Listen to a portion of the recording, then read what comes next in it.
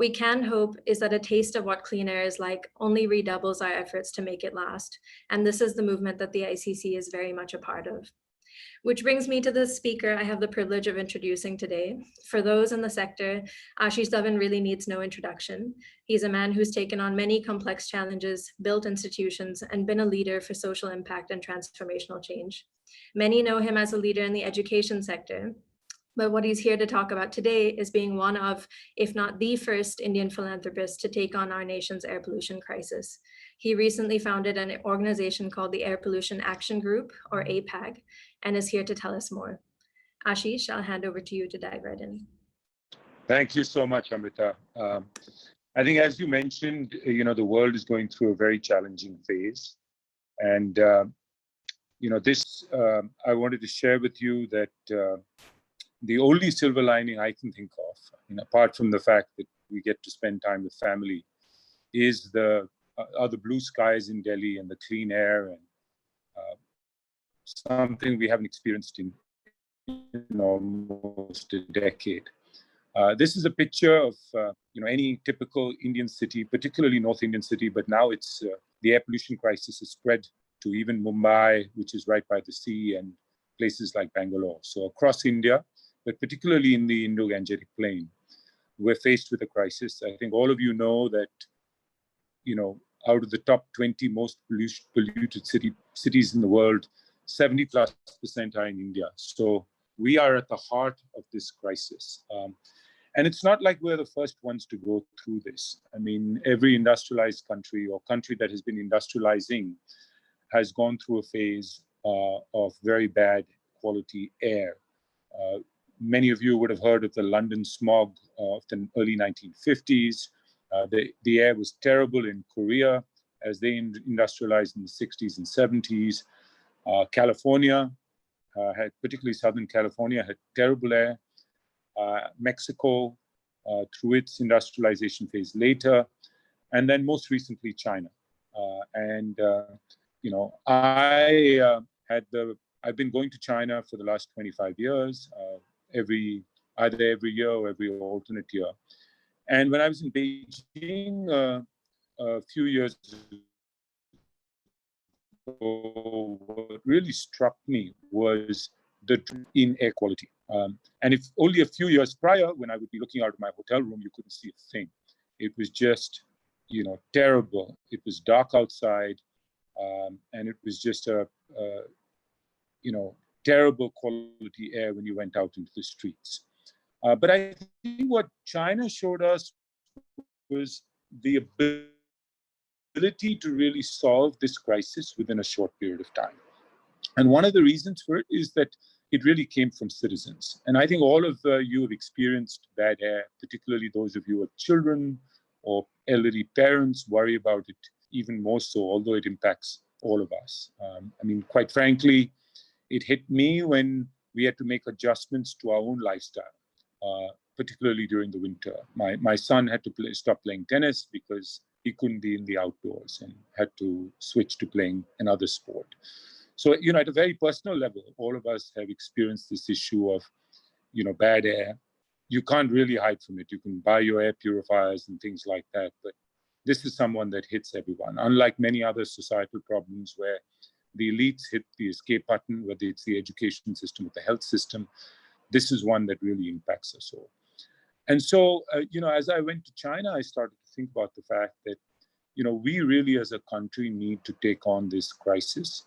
And we've been talking about it. I think the awareness has started to increase, but we really haven't started to take action. So Viraj, we turn ahead. I'll talk a little bit about sort of how I thought about the problem and why I chose to get involved. So, after this trip to China, which was in the winter of 2018, I came back and said, look, I want to explore this further. And so with a colleague, we started to look at the landscape in India. Fortunately, India had very recently, at that moment, passed the National Clean Air Plan. So at least there was already some action by the Supreme Court, and there was some action that Delhi was starting to take with the comprehensive action plan that Delhi had come out with. The NGT the National Green Tribunal. So through the judiciary, I'd say, had been most active.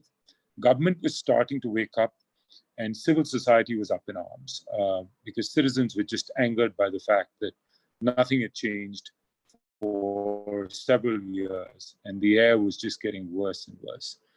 But the heartening fact was that there was the coalition of actors already present in India when we did our research. The people who, as I mentioned, citizen-led groups across various parts of the country, organizations that do sort of research and provide technical support. A lot of the organizations that work on policy and advocacy, Center for Science and Environment. I know Sunita Narayan has been writing about this and has been quite an activist around this issue and has pushed the core data keyword as well. And then several other foundation think tanks like CEW and CPR and others engaged with this issue. We also have many other foundations, Bloomberg Foundation, Shakti Foundation, more recently ICC and the Tata Trust and the Premjis in Bangalore, Kiran. Several have expressed interest in funding and in enabling this ecosystem. And then, of course, monitoring and measurement, which is critical.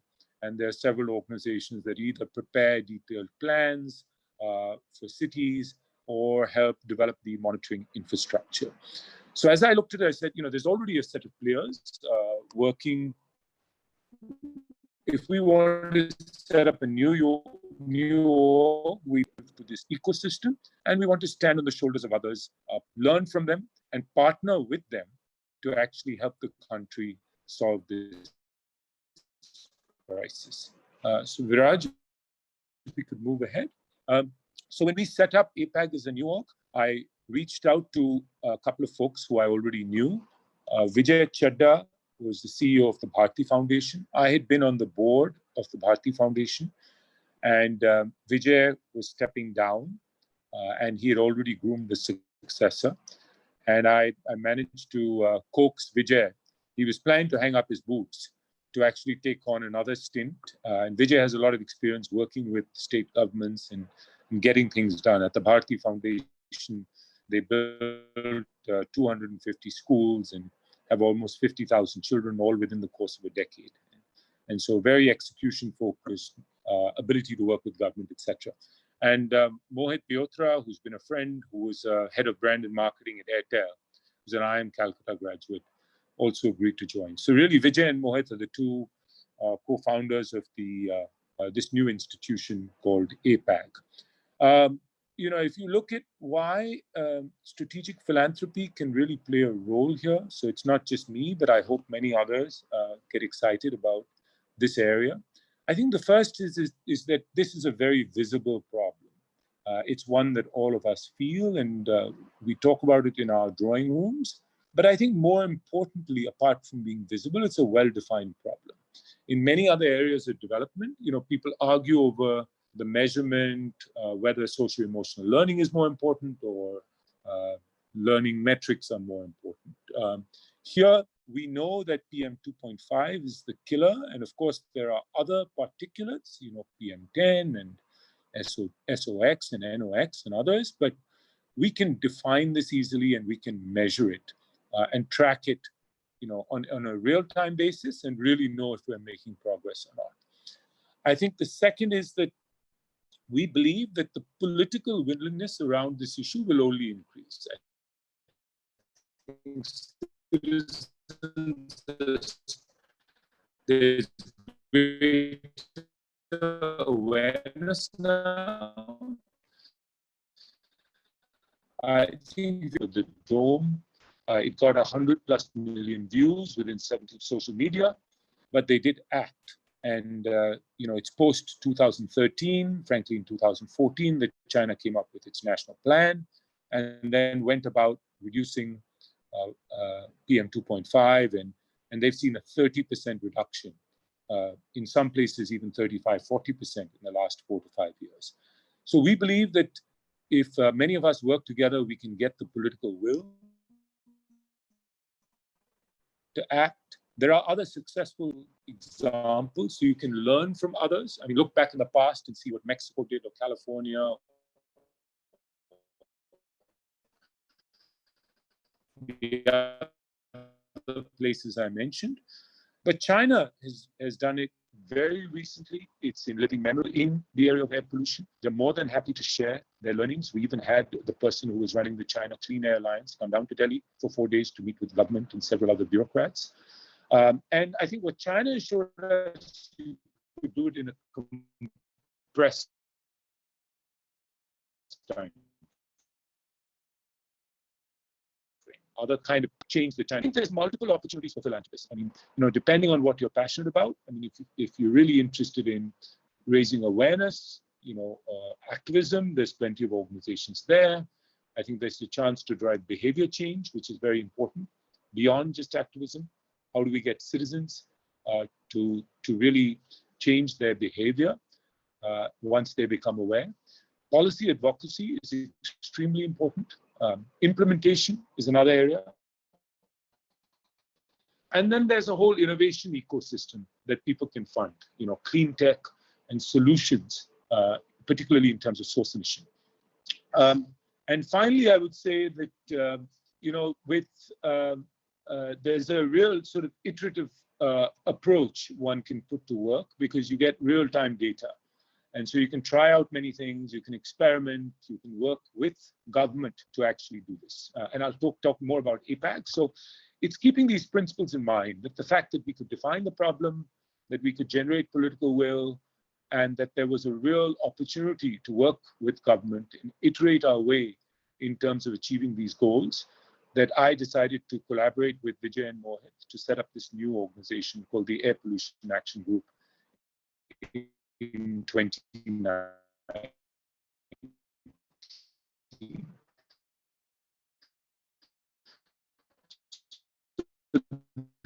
This is a new org, less than a year old, under a year. And the first thing we said is, what are we really trying to do? So Viraj, if you could just move ahead. Our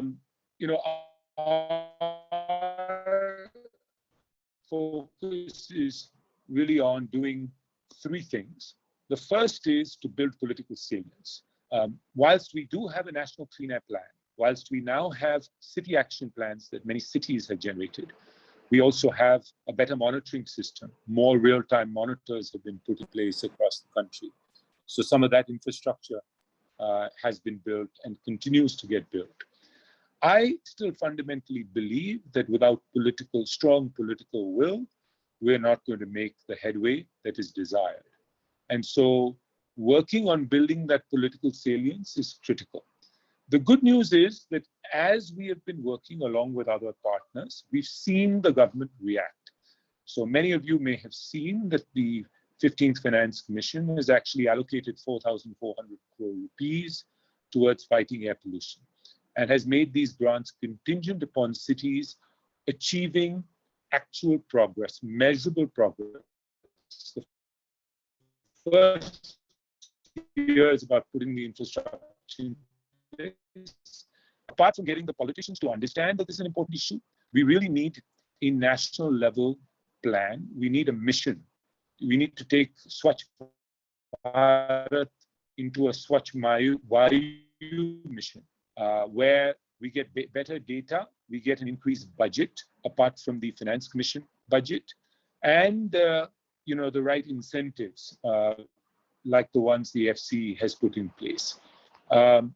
There's also public goods that we're developing, toolkits and resources, and I'll talk about that in a second. And finally, we need to provide implementation support at the state level, because really the action is at the state level. So I just got a message that my audio is spotty, so I'm just going to turn off my video.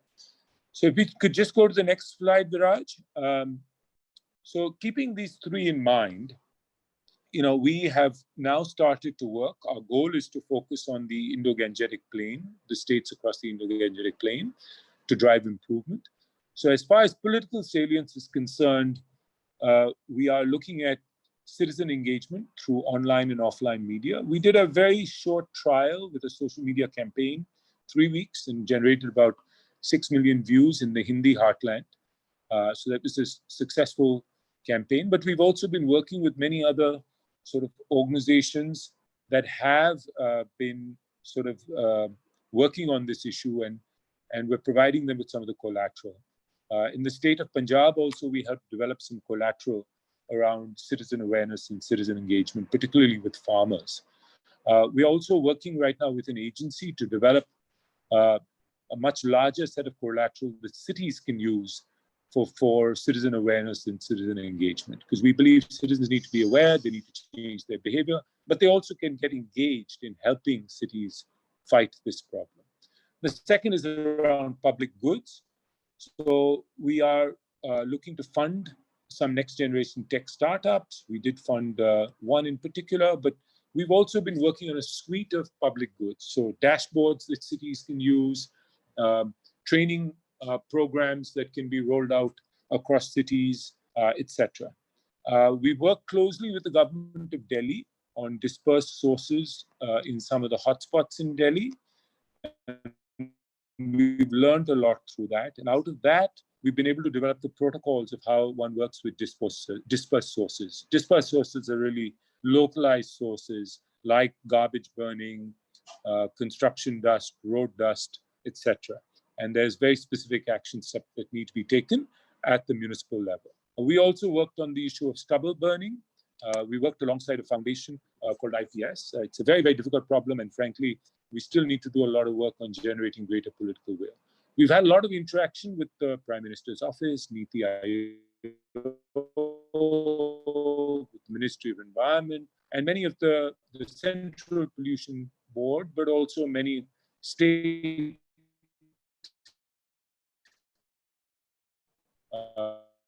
pollution boards. So I must say that engaged and interested in talking with us, and so to the extent others will be interested, please go to the next slide.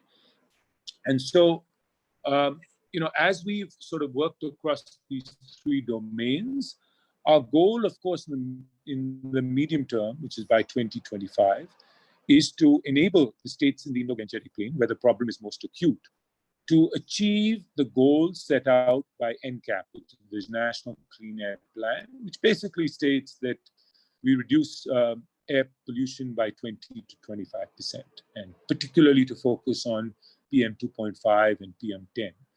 So that's really what we're trying to achieve. Viraj, if we could just move a little further ahead, please. So in order to do that, we've now been reaching out to many states. We have been working with Delhi, with Punjab. We have been talking to the folks in Haryana. And also Bihar now has invited us to work with them, and UP, just prior to the lockdown, the conversation with UP had started. So, one is to level and within these states. So there are several policy instruments, including the budgets, detailing out the plans of the Finance Commission. There's some indices to get cities to compete with each other, to get the demand side going, and the robust enforcement of these implementation plans. So APAC is willing to set up project management units alongside the central government to enable this to happen. So not just to provide advice, but actually to help with the implementation. We've also been working with states to look at getting chief ministers more invested around this issue so that CMs can lead campaigns, and also we work with the chief minister's offices. So we would actually put up project management teams in some of these states across the Indo-Gangetic Plain. And then, of course, we look at a deep engagement with citizens. And there's an interest on the part of government to actually do that, because driving behavior change is critical, but also using citizens as enforcers and getting the community involved is critical. There's the availability of tech solutions as well. So we've been looking at a number of these solutions. We're getting them to present, and we have a partner, Mohit Bhatnagar, who's been quite interested, along with a couple of other friends, in funding some of these initiatives. We also went to ensure that different cities have dashboards so that they can track these dispersed sources. We are developing a training toolkit alongside IIT Delhi, which will work with some of the junior and mid-level functionaries, because they often will be working on sweeping roads or other activities for the municipality, inspecting construction sites, collecting debris, fixing, pavements that have not been paved, or roads that are unpaved, but they don't understand the consequences in terms of air pollution. So actually, training those folks is extremely important, because we don't have a dedicated cadre working just on air pollution. Of course, the Pollution Control Board folks are there to inspect and define the norms, but we really need all these junior level functionaries to understand, why it's important to follow certain protocols. And then finally, implementation support to the states, which I touched on earlier. So Punjab, Haryana. So in the case of Punjab, it's not just the farmer communication, but also we've been trying to map out where all the equipment is located and how these machines, we can develop training videos for people to operate these machines for crop burning, for cutting the crop, and even revamping the government's call centers for outreach. And then the partnerships with some of the other states that I touched on. So Viraj, if we could just, all I wanted to communicate is that there's a lot of momentum in this state, in this area.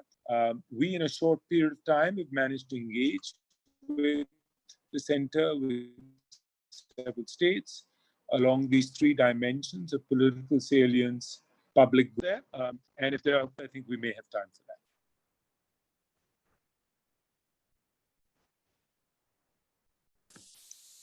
Thanks, Ashish. I think we maybe have a minute before we just have to wrap up. So if there's a question you would like to answer, I know there's one that's been sent in about how you see your work changing post-COVID, and do you think air quality will be a priority after this difficult time?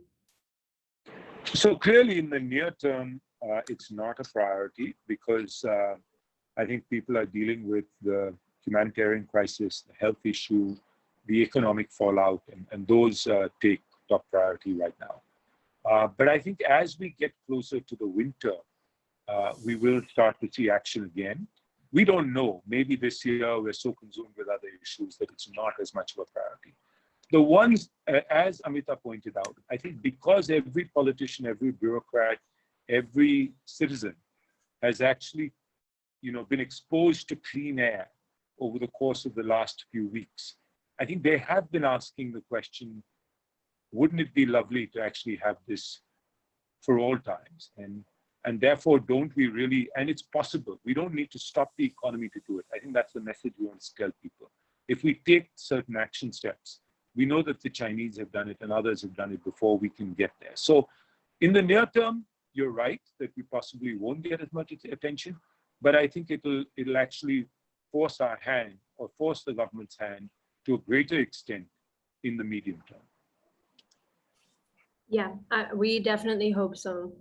Thank you so much, Ashish. This has been a wonderful 30-minute session. You've packed a lot in here. We really appreciate your time. Thank you to all the attendees who joined us. If you guys want to stay on for our next session in the climate track, there's one coming up called Human Impacts and Impacts on Humans, where we have the CEO of Edelgift Foundation, Girish Sohani, the president of BIF Development Research Foundation, Mridula Ramesh from the Sundaram Climate Institute, and the moderator, Ganesh Neelam, the executive director of CINI, which is our session partner for the event. Thank you again, Ashish.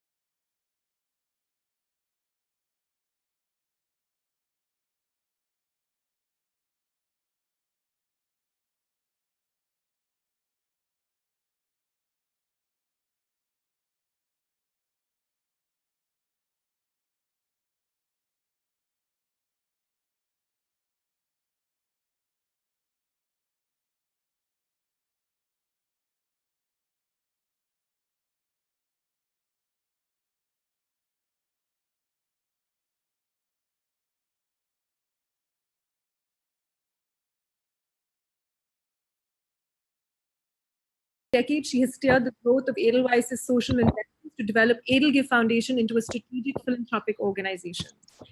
In addition to being a non-executive director at Edelweiss, Vidya also serves on the board of various prominent CSOs such as Agastya International Foundation, the Janagara Center for Citizenship and Democracy, the Center for Social Impact and Philanthropy, Mandeshi Foundation, and the Indian School of Public Policy, as well as, of course, the ICC. She's also been recognized as India's top 100 women in finance by association, the International Wealth Management of India, in 2019.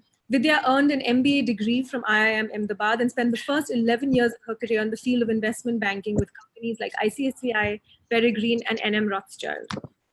That's quite an accomplished panelist that we have to start things off today. And our second panelist, Mridula Ramesh, is no less.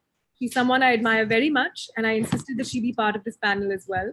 She's an active clean tech angel investor with over 15 plus deals in waste management, renewable energy, as well as sustainable mobility and agri-tech. She's also the author of the critically acclaimed The Climate Solution, India's Climate Change Crisis and What We Can Do About It. It's a seminal fundamental book, and if you haven't read it yet, I urge you to do so. She's the executive director of Sundaram Textiles, focused on sustainability, including renewable energy investment, energy efficiency programs, water and waste management, and the circular economy. And she is the founder of Sundaram Climate Institute. Sundaram focuses on last mile research and education in water and waste. Their studies include waste and water realities of 2,000 plus households on urban waste and water, as well as groundwater impact, and the intervention of tanks, tank functionality, and organic and plastic waste solutions. And I think she's going to talk to us a lot about that in the context of resilience today. We're also joined by one of the most respected experts in the field, Mr. Girish Sohani, who is the president of BAIF Development Research Foundation. He's an IIT and IIM graduate. He's worked on rural livelihoods, tribal development, and rural value chains, as well as natural resource management, farmer organizations, as well as having conducted applied research on S&T for rural development over the last 40 years. Presently, he is the president of the AIF. Our moderator today, last but not least, is someone I respect immensely. Ganesh Neelam is a fellow colleague at the Tata Trusts, and he presently leads CINI, the Tata Trust's flagship initiative, the Central India Initiative, focusing on enhancing livelihoods of tribal communities in Central India, which is executing the Lakpati Kisan or Smart Village Focus Program. And he's also supervising key thematic programs within energy, such as clean cooking, DRE for livelihoods, which would create a large-scale positive impact for rural communities. Apart from his role as the trust, he's also the director of the Foundation for Innovation and Social Entrepreneurship, or FISE, which focuses on technology-based innovation. So with that, let me not take any more of your time. Let me hand it right back to Ganesh to start off today's conversation. Over to you, Ganesh. Thanks a lot, Shloka. First of all, I would like to thank all the three panelists for being on the panel and agreeing to be on the panel for about an hour's time. What basically we'll try and do is we have about an hour, so 1 p.m. is the time that we have. And what we will do is we'll have some quick questions to three of you one by one and see that we try and have about 15 minutes for each one of the panel members to talk about their practical experiences, their thoughts in the space of climate resilience as well as smallholder farmers. And then accordingly, we'll have about 15 minutes for the larger group to have some questions, which we would request the panel members to respond to. With that, basically, we'll start with Vidya. Vidya, as you are leading the Edelgive Foundation, and Edelgive Foundation, as we know, focuses a lot on vulnerable communities. We would like to understand from you in terms of how you look at smallholder farmers, whether they fall in the vulnerable community.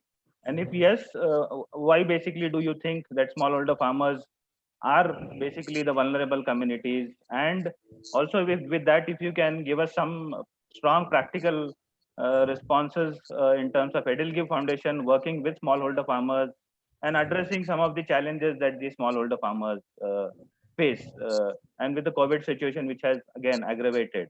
So over to you, Vidya, on the first question. Thanks, Ganesh, and thank you, Shloka, for having me.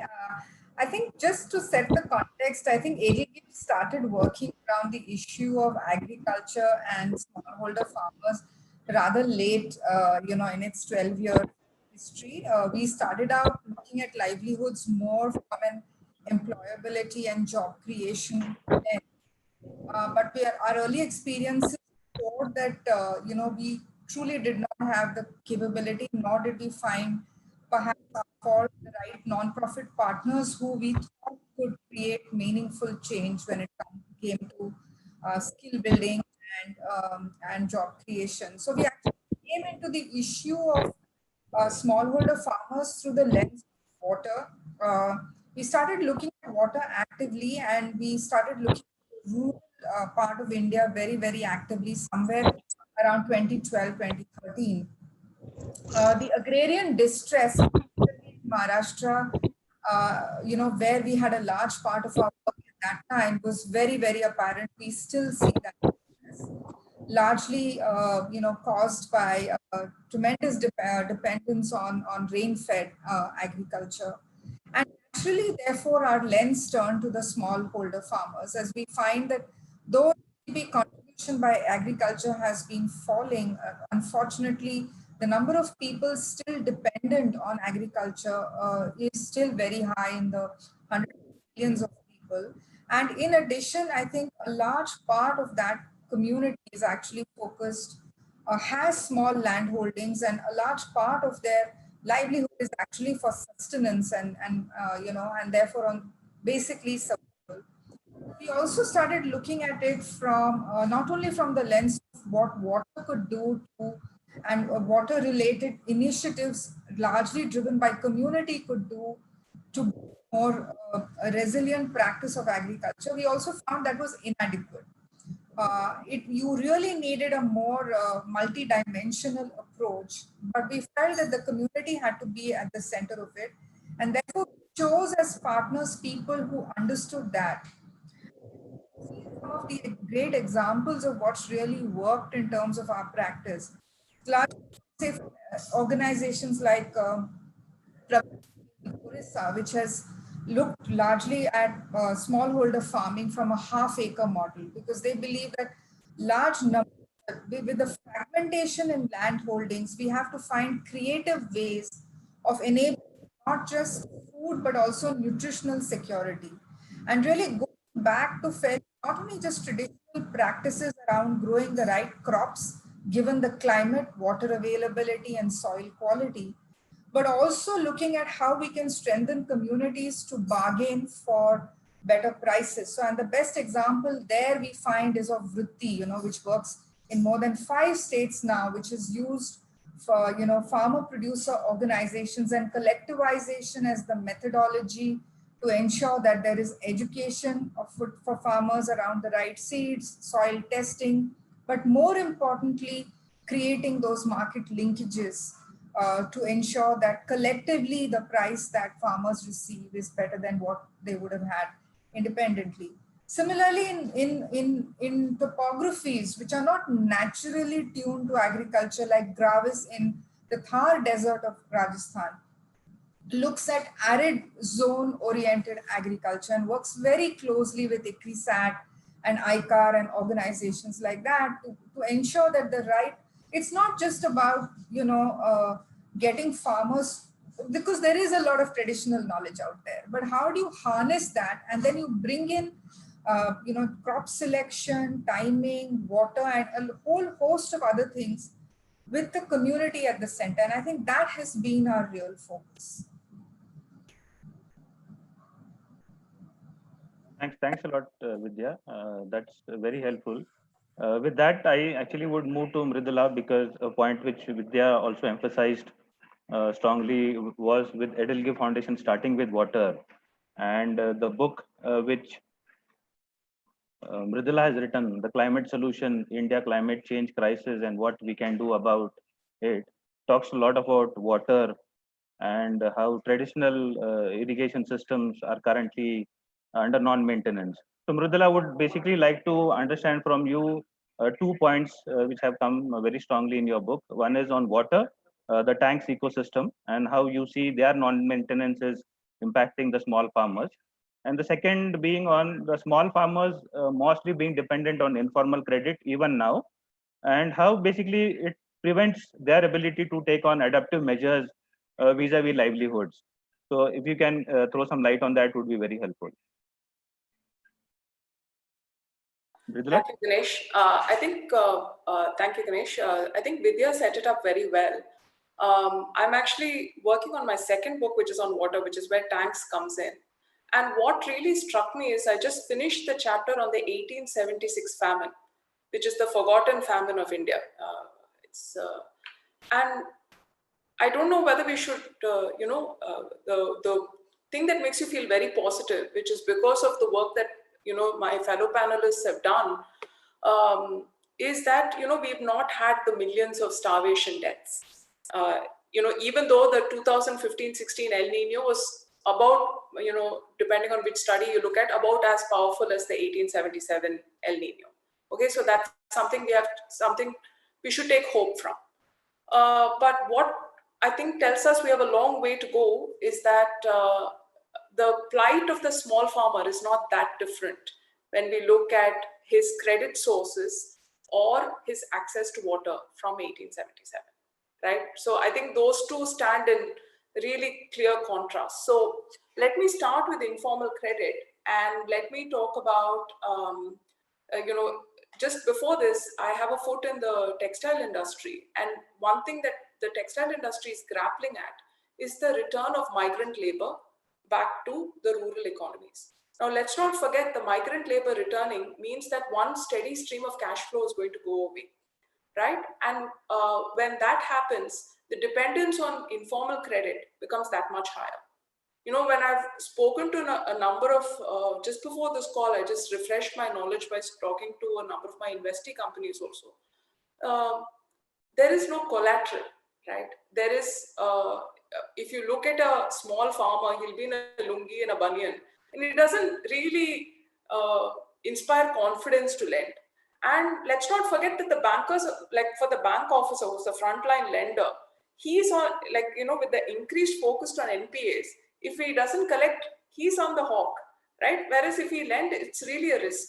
And what really distinguishes informal credit, which is what I've learned, is it's available at the doorstep of the farmer at any time without collateral. But it comes at a very heavy price. It offers these benefits, but the trade-off is the farmer is basically will take whatever the petty merchant who usually extends the informal credit gives. And one of the biggest problems of that, which is what we found in cotton farmers, this I'm talking, Citi is actually the Confederation of the Indian Textile Industry. And they worked with over 70,000 cotton farmers in Rajasthan. Again, what Vidya mentioned, it's a rain scarce region.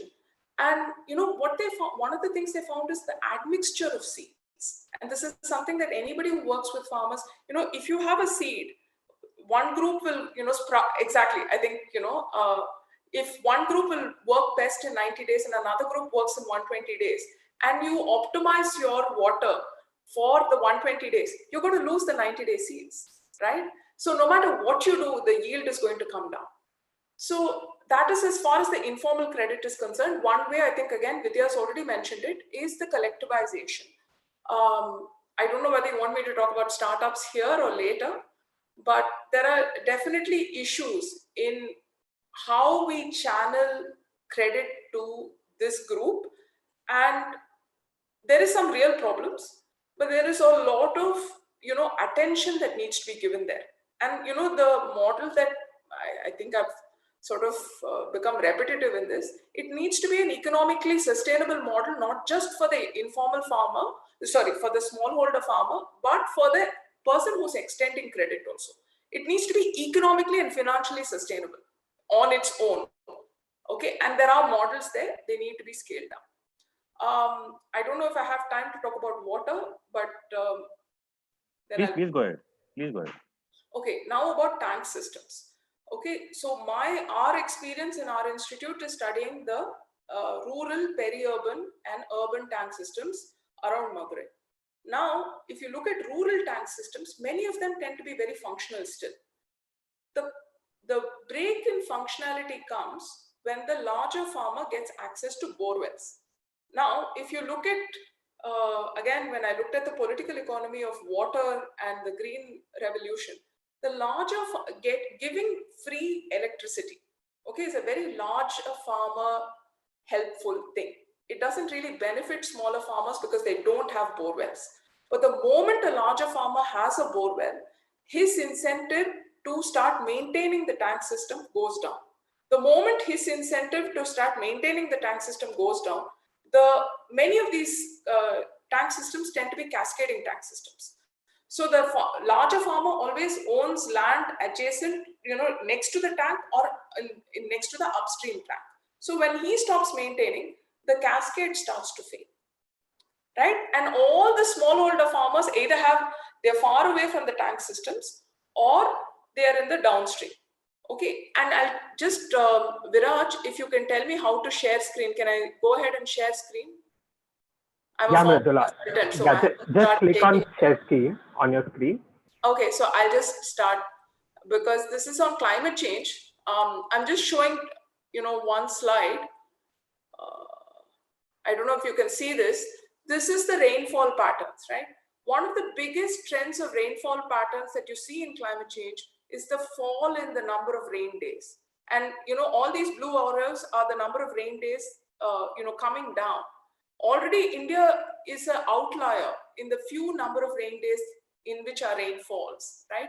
I think 75% of India's rainfall falls in 100 hours. So tanks are like ideally suited to stretch out that rainfall. So if you start hitting tank systems, you start hitting water access, even soil moisture to the smaller farmers.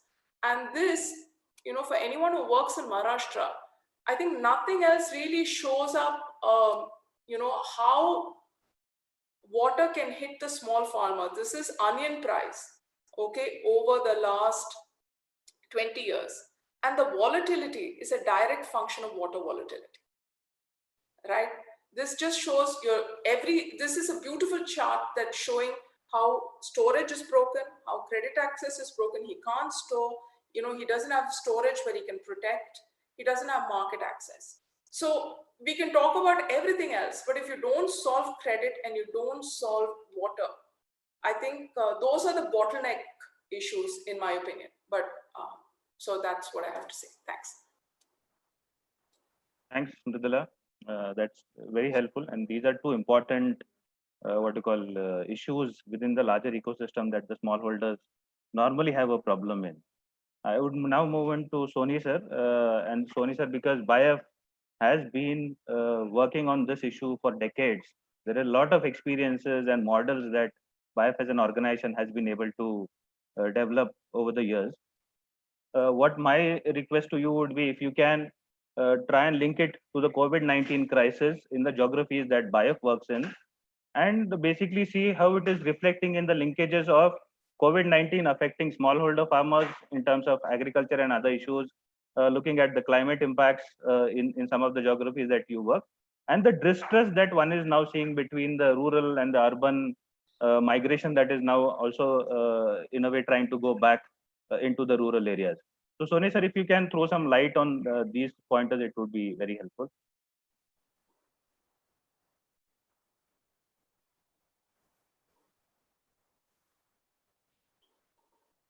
Hello, not able to hear me? Yeah, I can hear. Can you hear me? Yeah, yes, we can hear you, sir. Yeah, okay. So thank you, Ganesh. I think this whole issue of the situation of smallholder farmers and how it is being connected to distress migration in the past and how the climate change effect has been affecting it. And then now the COVID-19 pandemic, how it has further affected it. I think there is a lot of interconnection between all this, and we must understand it from the interconnectedness. As we all know, smallholder farmers, when we look at their situation, we face a situation where there are a large number of interlocked factors. Water may be one, a bottleneck at certain point of time, credit will be a bottleneck at certain point of time, but very often once the one bottleneck is sorted out, there is another which emerges. And for a smallholder farmer, there are a large number of them which are interlocked. So one has to go in for tackling in a multi-dimensional way and look at the entire gamut of things which constrain a smallholder farmer. So it is relating to smallholders have very high productivity by area, by unit area.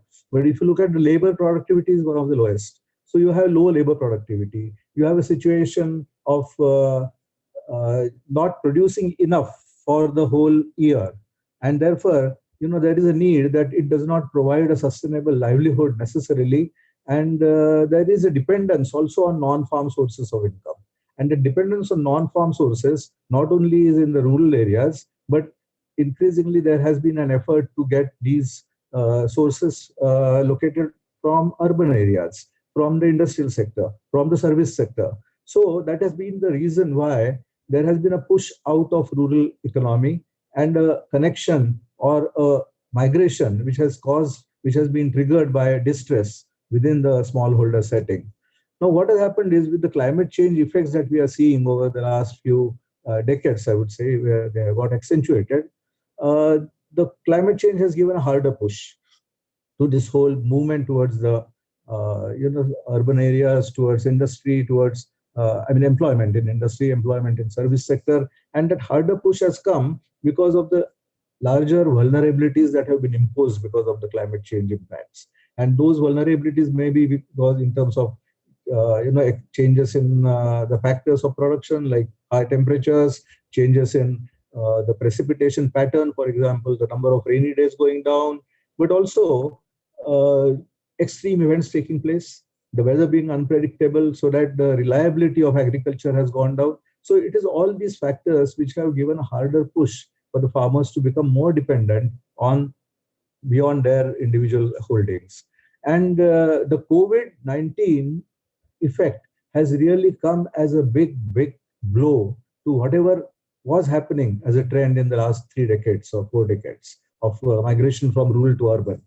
So we have the COVID pandemic leading to a situation where the employment possibilities in the industry and the service sector are blocked now, because all that has come to a standstill, all that has come to a stop. The economy almost has come to a standstill, and the problems of the rural areas of the smallholder farmers remain as they were. So the smallholder farmer, in fact, now, who was always a part-time laborer, who was a seasonal migrant or a longer-term migrant, now finds himself between the devil and the deep. The smallholder economy is not sufficient, and the roadways or the pathways that were emerging in terms of service sector opportunities, industrial sector opportunities over the last 30, 40 years, that has now been blocked. So we are in a situation where, and that is the reason why we see a reverse migration taking place in a major way. And the reverse migration is probably leading to other sets of problems and other sets of opportunities. For example, the reverse migration we know is also leading to a possibility that all these people are going to come back and going to seek their livelihoods from again the agriculture sector, which is not going to happen. So there is going to be a lot of pseudo employment in agriculture that is going to happen. We will think that, okay, 20% increase in people absorbed in agriculture, but are they really earning that much more production? Is there more production? No. Is there going to be more livelihood that is going to be generated because of that? No. So this has to be channelized. Otherwise, we will go into a situation where agriculture already it has a very small share in the GDP. We will go into a situation percentage-wise it will go up because the rest of the GDP is going to come down. But it is not because the cake has growing, and it is not because the people who are coming back to the rural areas are going to contribute to growth of the cake. So we have to really look at what else needs to be done to tackle this problem that is arising out of the pandemic. And there are a lot of possibilities. Maybe I can come to that in a while. Thanks a lot, sir. I suppose those practical experiences help a lot to understand, and we'll come back to you on some more such examples for us to focus and work on. I move back to Vidya. Vidya, you spoke about initially focusing on water and then moving towards understanding the other aspects which are linked to a smallholder farmers. And one of the important pieces that you mentioned is community-led. Vidya, if you can help us understand more in terms of how Edelgive Foundation looks at a community-led approach, and what have been your learnings across different geographies that you work or support partners in, this collective or community-led engagements actually showing the pathway for us to go ahead. So some strong learnings from that element would be very helpful for us to understand. I think, like I said, I think being community-led has been an integral part of our approach in terms of choosing the right NGOs to work with. So whether it's Gravis with Vritti or Pragati or Manu Vikasa in Karnataka, or several of them, I think that has been, they have deep connections and understanding of the communities that they work in. Because we found that the solutions actually exist within communities. There is a traditional knowledge already sitting there. And unless that is harnessed along with, using their capabilities, skills, uh, and the skills and capabilities that the NGO brings, it's going to be difficult to make these programs sustainable, because at some point, these communities have to become resilient and they have to hopefully become as climate shock, protected as possible. And we've seen that happen. Like last year, when we had a terrible flood and a cyclone hitting Orissa, a lot of the Pragati communities could actually come together and help each other tide the crisis. Even in the current COVID crisis, communities have come together to ensure that a lot of their produce is not working with district officials to open markets in a very careful and thoughtful manner, and giving a chance to every farmer to come on a rota basis to come and sell his or her produce. I think that has been something that communities, and along with a lot of information sharing using the radio and other mechanisms to talk about safety and sanitizers and all of that. So I think being at the center of the community is very, very important for us. The other thing we found is that in terms of soil health decisioning, crops. For example, Pragati has gone back to and worked with the Orissa government to create a millet mission, because they believe that it's not just about food, it's also about nutrition. And how do we ensure that we grow what is best for the communities and the broader populations, that they serve? So really doing a lot of research on that, convincing other farmers, and making decisions based on climate, soil, water availability, and, on a more broad. So I think our learnings have been that when community is at the center of decisioning, inputs from the right partners, there's a high likelihood that communities start becoming resilient and they're able to overcome this. That's what we've seen in Tamil Nadu and Pudukkottai and other places, with even in the middle of Madhya Pradesh, really looking at bringing communities back. I think that has been one of our biggest learnings. We've seen that even in the Thar Desert, where women farmers have started playing a very, very active role. Great. Thanks, Vidya. You touched on that point. I was actually going to ask you, when normally one says community-led, because it's smallholder farmers, it's mostly tended towards male farmers, even if they have a small land holding. Just to understand some thoughts from you, women, again, among these smallholder farmers, women become more vulnerable in the community as you go. So as Edelgive Foundation, how have you looked at the women leading that pathway on ensuring that they and their family with the smallholder farmer community is actually showing a pathway to the larger environment? So some focus and also some experiences that you have in this space.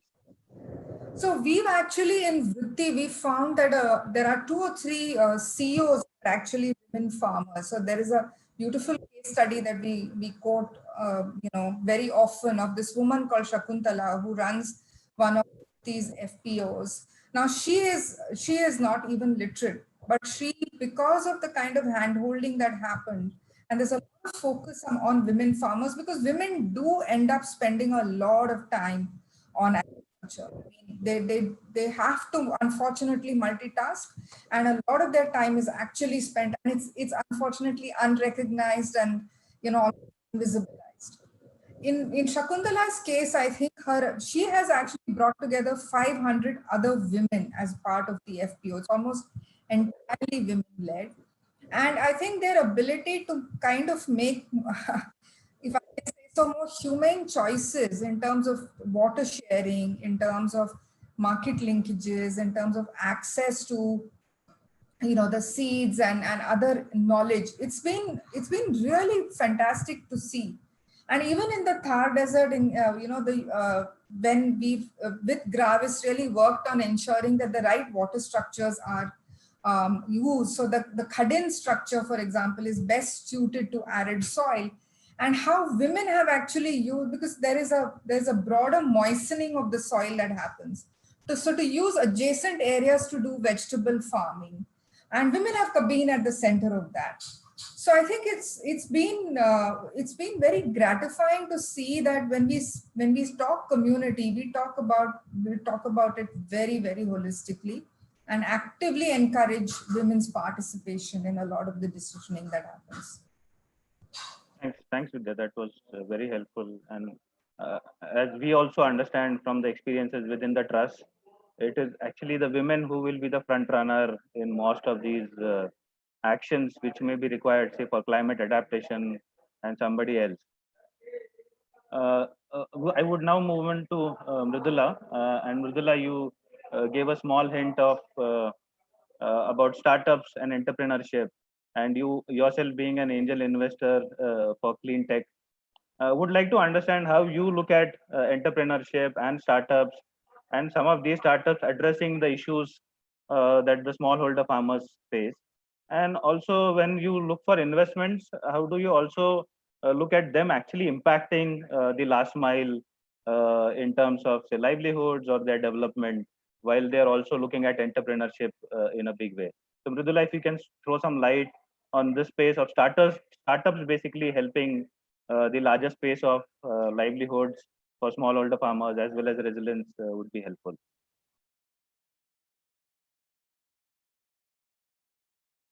Thanks, Ganesh. I think what my fellow panelists have also said, and what anyone who works in this space understands, is what needs to be done is shifting the equilibrium in which the smallholder farmer finds himself or herself, right? And I'll go back to chemistry, where when you need to shift an equilibrium, you need a catalyst, right? When you need that catalyst, can be any number of things, right? It can be an NGO, very often it is. And it can be a big corporate, right? Sometimes that's also the case. Sometimes it can be a startup, right? So there are a number of reasons. I mentioned economic sustainability, in a sealed system, and that's how I find startups to actually help.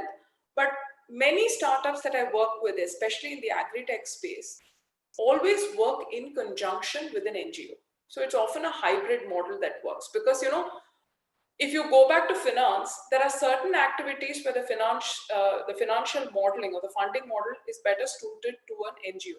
There are certain activities where the financial model is better suited to a startup. A given entity, a startup trying to do everything or an NGO trying to do everything, is less optimal than the two things working together where they each optimize their own financial model. So that's the short answer of where that's coming from. Having said that, what are the examples of startups or corporates working in this sector? I did mention the city working with 70,000 farmers in Rajasthan. They managed to get the yield up by 50%, right? 400 odd kilos to 690 odd kilos. And they did that by working with the farmers, getting the knowledge to the farmers, sometimes dragging along the bank officers in terms of funding melas so that they're exposed.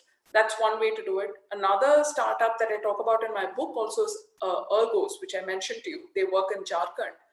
They actually have rented out warehousing space and they manage storage. So they get losses from 25% to 5%. So that's a huge bump up for the farmer. But the killer proposition there is any stock that's there becomes active collateral for the farmer, right? And they've tied up with public sector banks. Look, I'm not going to fault the public sector bank official, right? His backside is really on the line if he does not collect. So now that if he has a nice shiny certificate saying, look, I have certified that this stock is actually in the warehouse, he is now happy to lend at 7%, which compares to 50% plus, the informal credit channels that they have to pay. So, but I think there is something that has been mentioned continuously, market linkage, many startups tend to act there, right? Waycool is one, Leaf is another, working with the farmer, reducing the link, the middlemen in the supply chain, so the farmer gets more. And I know Waycool pays cash when the invoice is raised by the farmer, which is, cash is king.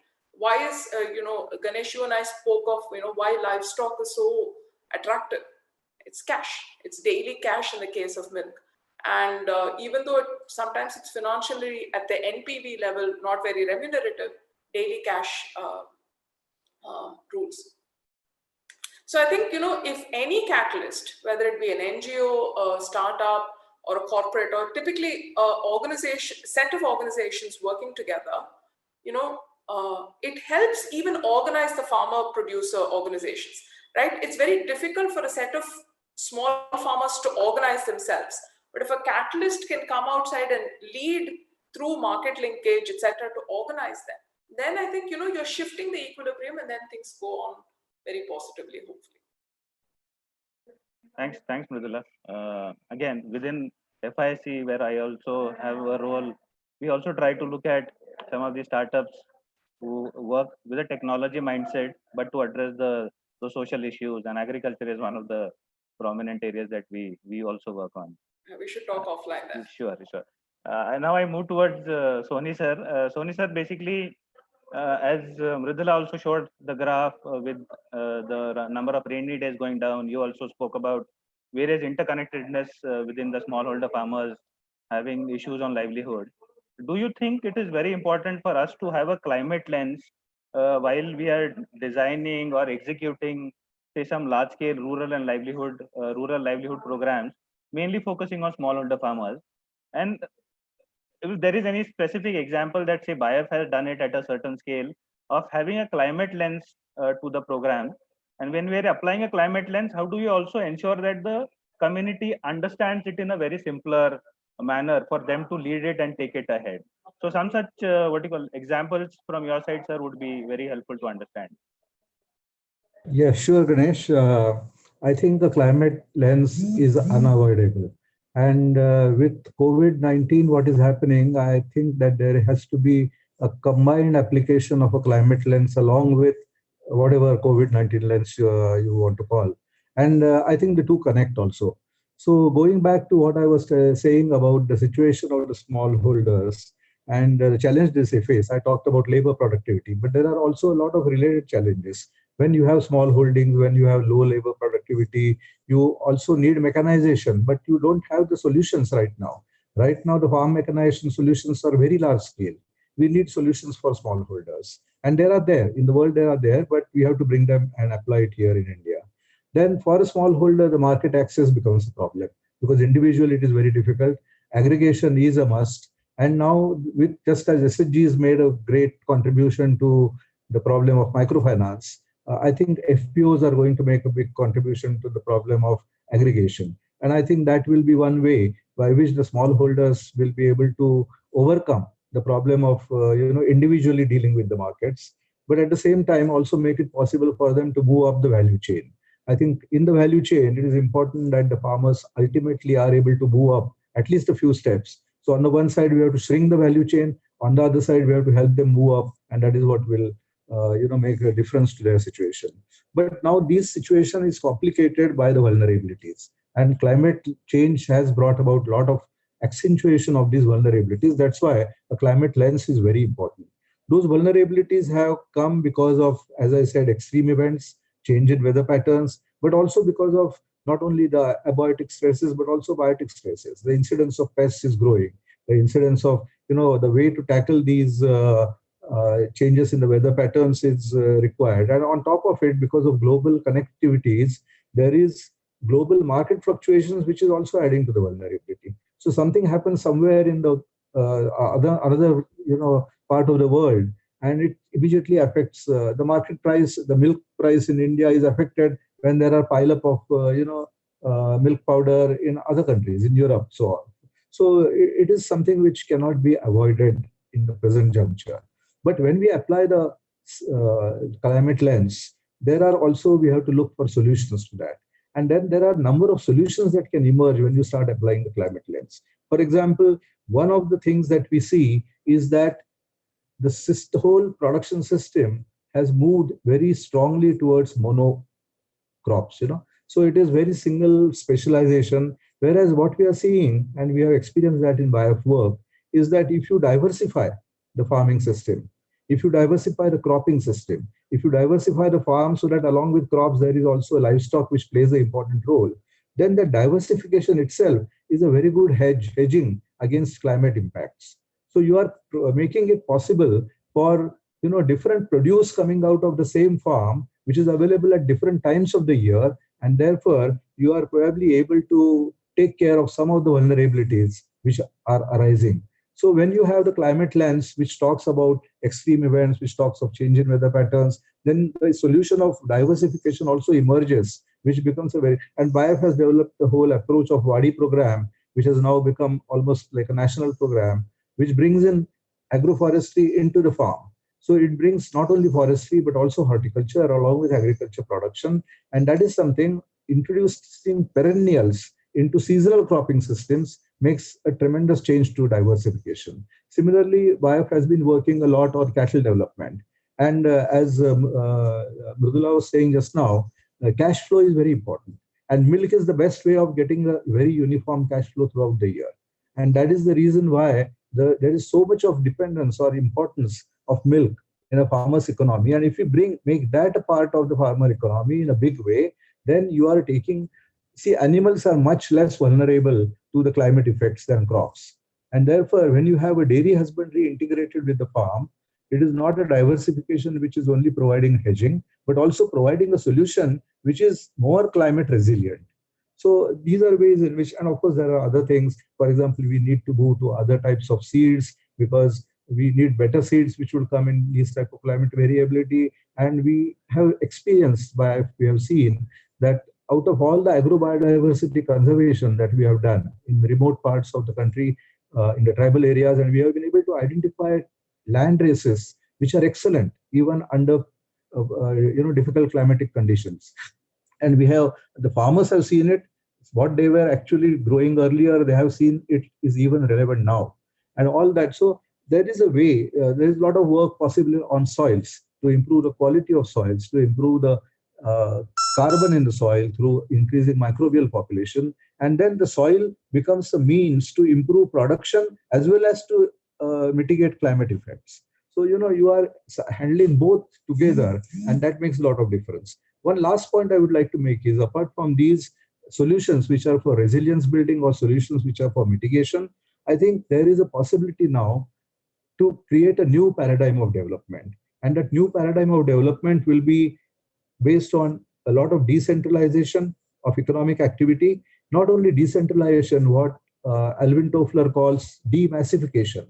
The whole industrial revolution post-development in the world was towards massification of power, of energy units, of manufacturing goods. All that was in massification mode. Now there is a possibility of demassification. New technology is emerging. We saw this COVID. There was this face shields that are being used now everywhere. A lot of these face shields now are being made using 3D printing, and there are people who are doing that. So different manufacturing technologies are coming. A biomass-based economy is now possible. A knowledge-based economy is now possible, where IT can play a very important role. And all these things are going to make a possibility of a very different paradigm of development, sort of putting the last 70 years model of development on its head and creating a different model of development, which will be more decentralized, which will be more dispersed, which will still be giving higher standards of living, which will be more sustainable based on renewable resources, and that will create, that opportunity is there. And all this opportunity is going to be further, made possible because now with the COVID, there is a return migration. A return migration is a backflow of talent. It is a backflow of experience. It is a backflow of skills into the rural areas. So I think when we look at the reverse migration and the COVID-related problems, they are the problems. The first glance tells us that it is trauma and tribulation. But if you have a second glance, you will see that there is a lot of piling up of problems, like the pseudo-employment in agriculture. But that pseudo-employment in agriculture increase with all these new paradigm possibilities, actually, if you put a third look, give a third glance to the whole problem, I think we can look at it as a beginning of rebooting of civilization. And that Alvin Toffler also wrote a very nice book called Creating a New Civilization, which will harness these new renewable energy technologies, which can be decentralized, IT, which can be dispersed, and manufacturing, which can be dispersed. And still, you are connected with a knowledge network, which can make possible global functioning. And I think that is the opportunity we have. So we have a problem, but let us look at it as a possibility, to create a new, use the opportunity for a new paradigm. Thank you. Thanks a lot, sir. We would now take some questions because we have overshot our time by about 3 minutes. Viraj, if you can help me because I can't see the questions which are coming on. Sure, Ganesh. So Ganesh, the first question is from Indu Murthy. She asks, there is now reverse migration of a large population who at some point in time migrated due to other environmental, social crisis or agriculture failure. The reports indicate that some % of this population may not come back with the extended COVID restrictions. Given this, there will be stress on rural resources. What possibly could be possible livelihood and income opportunities given agriculture, particularly rain-fed agriculture, is already bearing the brunt of climate variability, water shortage, market disruption? Yeah. Thanks a lot. Soni sir, would you like to take this question because you just spoke briefly on this? But if you would be helpful if you can take it. Yeah. Yes, there is a problem because of the reverse migration, and there is going to be a period of adjustment. But we have to look at, we did a survey in a number of clusters, almost 100 villages. We did a survey to look at the migration, and we found that there were almost half of the migrants were graduates. We found that almost 15% of the migrants were trained in vocational skills. Now, it is very unfortunate that still they were going into the cities and they were doing unskilled labor work. But when they are coming back, this is the pool of talent and skill that is coming back to rural areas. So now, right now, we are looking at the possibility of how there can be skill-based, non-farm opportunities. We need non-farm because people have to be taken off farm, off agriculture, but we need that in rural areas. So we need non-farm opportunities of livelihoods to be created in rural areas, and that is possible in supply chains, that is possible in farm mechanization, that is possible in information services, that is possible in value chain activities. So all these sectors, that is possible in renewable energy. So all these sectors can really take a lot of people from out, and those who have come back from reverse migrants, they can probably play an important role of spearheading these changes. But we need, of course, a catalyst, as was being said earlier. We need a good catalyst who will make use of this opportunity to bring all these things together. Great. And one is hoping the system would actually be that catalyst to do this. That's the hope that the larger environment has. So Viraj, if you can, I actually am not able to see the question. So. Sure, Ganesh, no problem. So one of the failures of agricultural interventions has been that farmers are treated as a homogeneous group. How do we ensure that current and future interventions are contextual, local, and conscious of farmer typologies? Is there a role for data and technology? Thanks, Viraj. My request would be to Vidya to take this point because she talked about Rajasthan, then Orissa and Tamil Nadu. So again, different typologies, different geographies. And do you as an organization look at data, which also gives a lot of insights for implementation or action? Vidya, if you can please answer that. Yeah, I think, most of the organizations we've worked with have been very savvy, at the community level in terms of really accessing, not just about, so for example, if I look at the Pragati model is what, or the Vritti model is what they call farm and village. That's the level of data that is actually gathered, and not only in terms of land holdings and access to water and but really looking at it from that point of view and then aggregating that data at some point at the district level so there is a better conversation with the right officials at the district level, around many of the issues that that farmers face, particularly around market linkages, pricing, credit, as Mudula rightly pointed out. I mean, big issue of credit.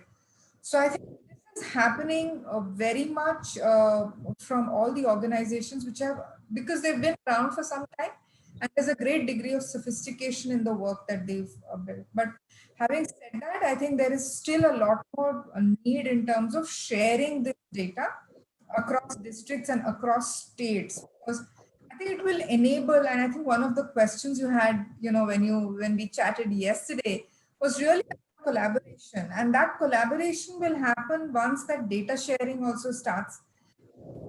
Our desert, for example, not only practice, but also data starts getting shared across the board. There is a chance that other arid regions across the country will significant up in terms of practice. So I think it's not only just data gathering, data sharing and collaboration is also very important. Thanks a lot, Vidya. We'll take one last question because we'll have to wrap up. Sorry, again, over to you, Viraj, if there's any question. Yeah. So another question is, building out a thriving rural economy requires investments in resilient infrastructure and entrepreneurial opportunities. Is there a role for rural youth and women to play there? So I think partially Soni sir responded to that question. But Mridula, if you have some thoughts in terms of the entrepreneurship and the startups that you are looking at or supporting, whether they actually can play a role of creating, say, micro entrepreneurs in a rural area to basically look at both the supply and demand chain vis-a-vis technology or services going to the rural area, as well as them contributing to the urban areas as well. So some thoughts on that would be helpful. I think what is the problem in my opinion, in rural economy is opportunity, right? And that's especially acute for smallholder farmers. And a lot of the startups that I have access to, and many more in the agri-tech, do precisely that, right? They act as a catalyst to organize farmer-producer organizations, usually in conjunction with an NGO, right? So this is a system coming together to create the opportunity. And the hope is once that access is sparked, you set off a virtuous cycle, right? One thing that is, my opinion, and not just my opinion, a lot of opinions, is the bottleneck, the stumbling block, the hurdles for that is there is tremendous lack of competition in rural markets. So, one of the forced reforms that has happened there is the APMC Act has gone away in some of the states, just because it needs to, it didn't work, right? So the mandis weren't open, so farmers bypass that. That's a useful, shotgun marriage kind of a reform that's coming up. I think, a lot of the subsidy structures that we have in the country today almost overwhelmingly accrue to the larger farmers, right? And that creates an unequal playing field. That may be something to look at also. So for instance, something I mentioned was the electricity subsidy.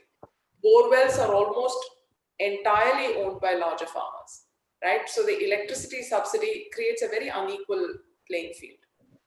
If you take that out, I think, then smaller farmers become more competitive, then these farmer producer organizations start getting more bite. But I think, there is a lot of entrepreneurial opportunity, but you need to open up markets. If the government goes and says, I will buy only paddy and wheat and sets an MSP, there is very little opportunity. There's very little incentive. When I was talking to farmers in Punjab, they said, madam, why would we do that? Why would we grow vegetables when I know, my state does a fantastic job in procuring paddy? But now they don't have migrant workers. So this is something I really want to put out there, that if any entrepreneur wants to go into Punjab, this is a once in a lifetime opportunity. If they don't have migrant waivers to do the transplanting of rice, they have to go for something else. And this can really, be a good catalyst. Thanks a lot, Mridula. With that, I would basically, we'll end the session.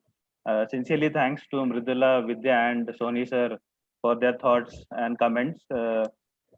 Basically also getting recorded, so we'll also share the points that we discussed. And if there are any further questions, we'll basically maybe share it with you separately on emails to get your thoughts and inputs.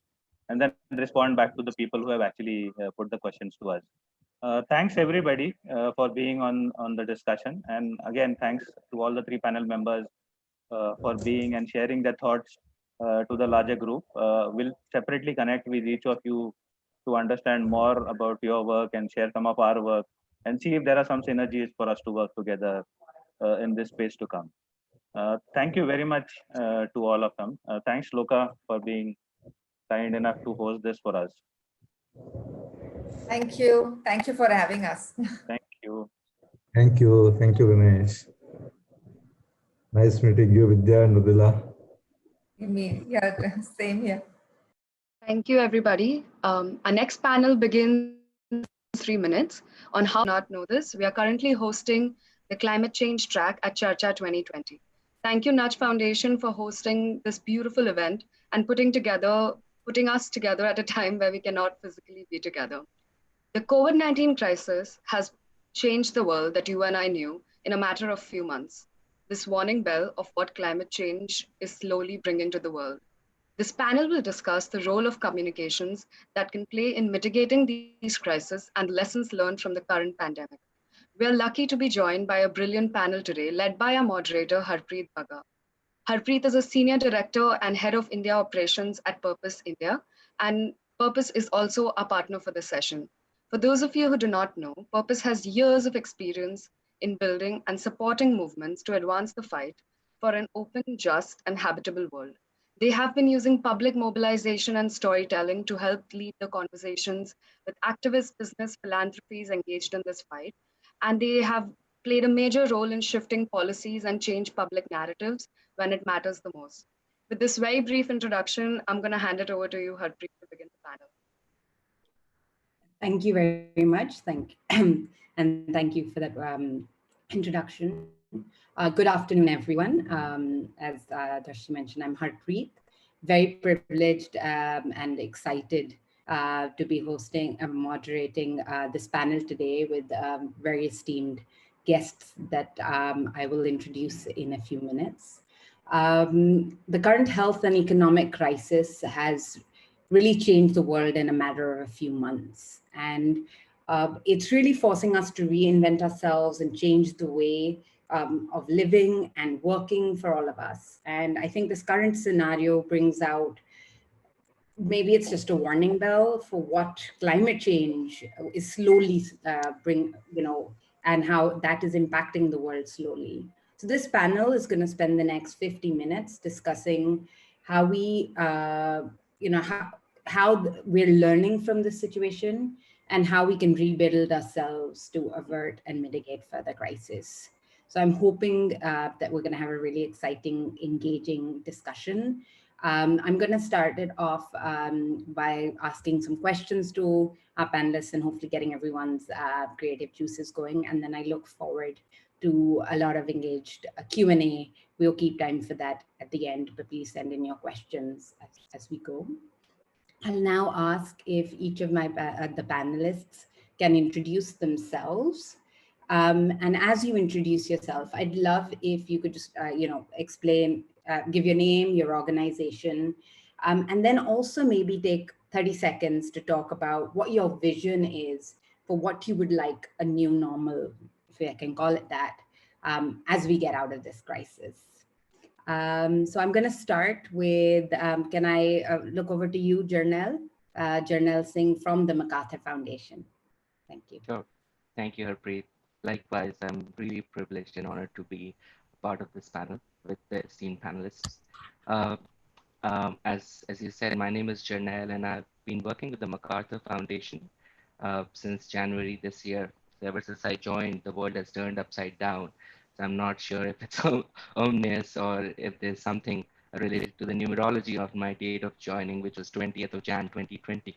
So anyway, on a serious note, MacArthur Foundation has been operating in India since 1988. It's a US-based philanthropy, and we work in India on issues related to climate solutions. Ever since 1990, we have been working on issues related to population and reproductive health. And only since 2015, once Paris kicked in, that's when we thought we need to place a big bet on climate in India. and US, India, and China are three key geographies that we work on. Uh, Responding to your question on the vision or 30-second vision, I think it's a tough one, but let me just try to identify three key things that I would like to wishfully think would come true once this crisis is over, or whenever we learn to coexist with such crises in future. One is I would want to see a paradigm shift in behaviors going forward. I think people would start using hygiene seriously, taking hygiene seriously. And like we see masks, I would want to see people embracing such or adapting to such reality quickly. We had been talking about air pollution for ages now, but I think Corona has taken it to the next level, and we see everyone on the street using masks. So I think people would want to understand that prevention is better than cure, and adaptation is costlier than actually mitigation. So I think that message would be clearer, I hope, and we don't go back to the old normal. Secondly, I think I would want to see virtual become the new real. It feels like an oxymoron, but I think with work from home kicking in, the future of work is already here. And while we've seen two ends of the spectrum, while we were working 9 to 5 earlier, and now we're completely working from home, I think people will be much more happier if we see a mix of both, and people operating with that flexibility, integrity, and a lot more freedom at work. And the third, which I really think would change, and I really hope changes, is the future of public transport. Especially in cities like Delhi, where it's congested and it's not safe. I hope that with Corona, the new reality of public transport would be created, where it becomes hygienic. And the normal person could take it, not just the ones who are forced to take it. And I hope that a new level of hygiene is created. It becomes safer for women, especially in cities like Delhi, where social distancing might push the governments to take it seriously. So let me stop there. I think three trends that I've highlighted in 30 seconds, I hope. Thank you. Thank you very much, Janelle. I look forward to building on and discussing some of these things more in our discussion. With that, can I move to Bahar to introduce herself and also give her 30-second vision? Thank you. Thank you so much, Harpreet, and delighted to be part of this conversation. My name is Bahar Dutt. I've spent a lifetime reporting on all issues related to the environment, whether it's climate change, whether it's biodiversity, whether it's mining companies flouting laws. I'd like to believe that storytelling can save the planet. And that's the reason why I'm here, because I think that I enjoy listening to stories and I enjoy telling stories. And I think that there is a lot of power in effective communication. And I think that's key. And most of the battles I find that we won today is because there was a bunch of journalists out there telling the story in an exciting way, in an exhilarating way, in a convincing way. As I said, I've done broadcast journalism, I've written 2 books, and the only institutional affiliation I have is that I like to think I'm reporting for Planet Earth, as grandiose as that sounds. But really, on a more serious note, I do believe, we're talking about effective communication, and I've seen that happen in my own lifetime, which is that you report on something and you can actually save a habitat or save an endangered species. So I think if we get our messaging right, a lot can happen. And I know these are bleak times, we're dealing with COVID-19. There are people out there who are dealing with death and hunger. And so for us to be sitting in our rooms and talking about what a post-COVID world should look like is in itself a luxury. Recognizing that we are privileged in a post-pandemic world, I'd like to see less of business as usual. I think that's how I would like to see the world. It's all very well to say, let's have blue skies. But given that, the government in its policies is continuing with business as usual, there are going to be challenges, and I'll talk about that later, and I'll stop here. Thank you very much, Bahar, and I couldn't agree more. the power of storytelling. And I'm sure we're going to talk more about that in this panel going forward. Great. With that, I'll move to Aarti Khosla. If you could introduce yourself and then give me a 30-second vision, please. Thanks, Harpreet, and thank you also for having me on the panel. My name is Aarti. I work with an international network which focuses on talking about climate change and the transition to a better world. It has a slightly longish name, but I will still say it. It's the Global Strategic Communications Council, which is part of the European Climate Foundation, which is based in Brussels. In India, I run an agency called Climate Trends, which also works at the interface of finding context for issues of global relevance to how they shape in India. I run a website also focused on climate energy issues. It's called Carbon Copy. Just in terms of how I feel the new normal, I think I'm quite non-visionary and I'm limited by my imagination. And if there is one thing that we can come out of this crisis is the fact that just if the urban middle class is able to feel the commitment for a better sustainable lifestyle, I think we've had it for a long time. I feel that the migrant crisis has revealed the fault lines that lie in our social system.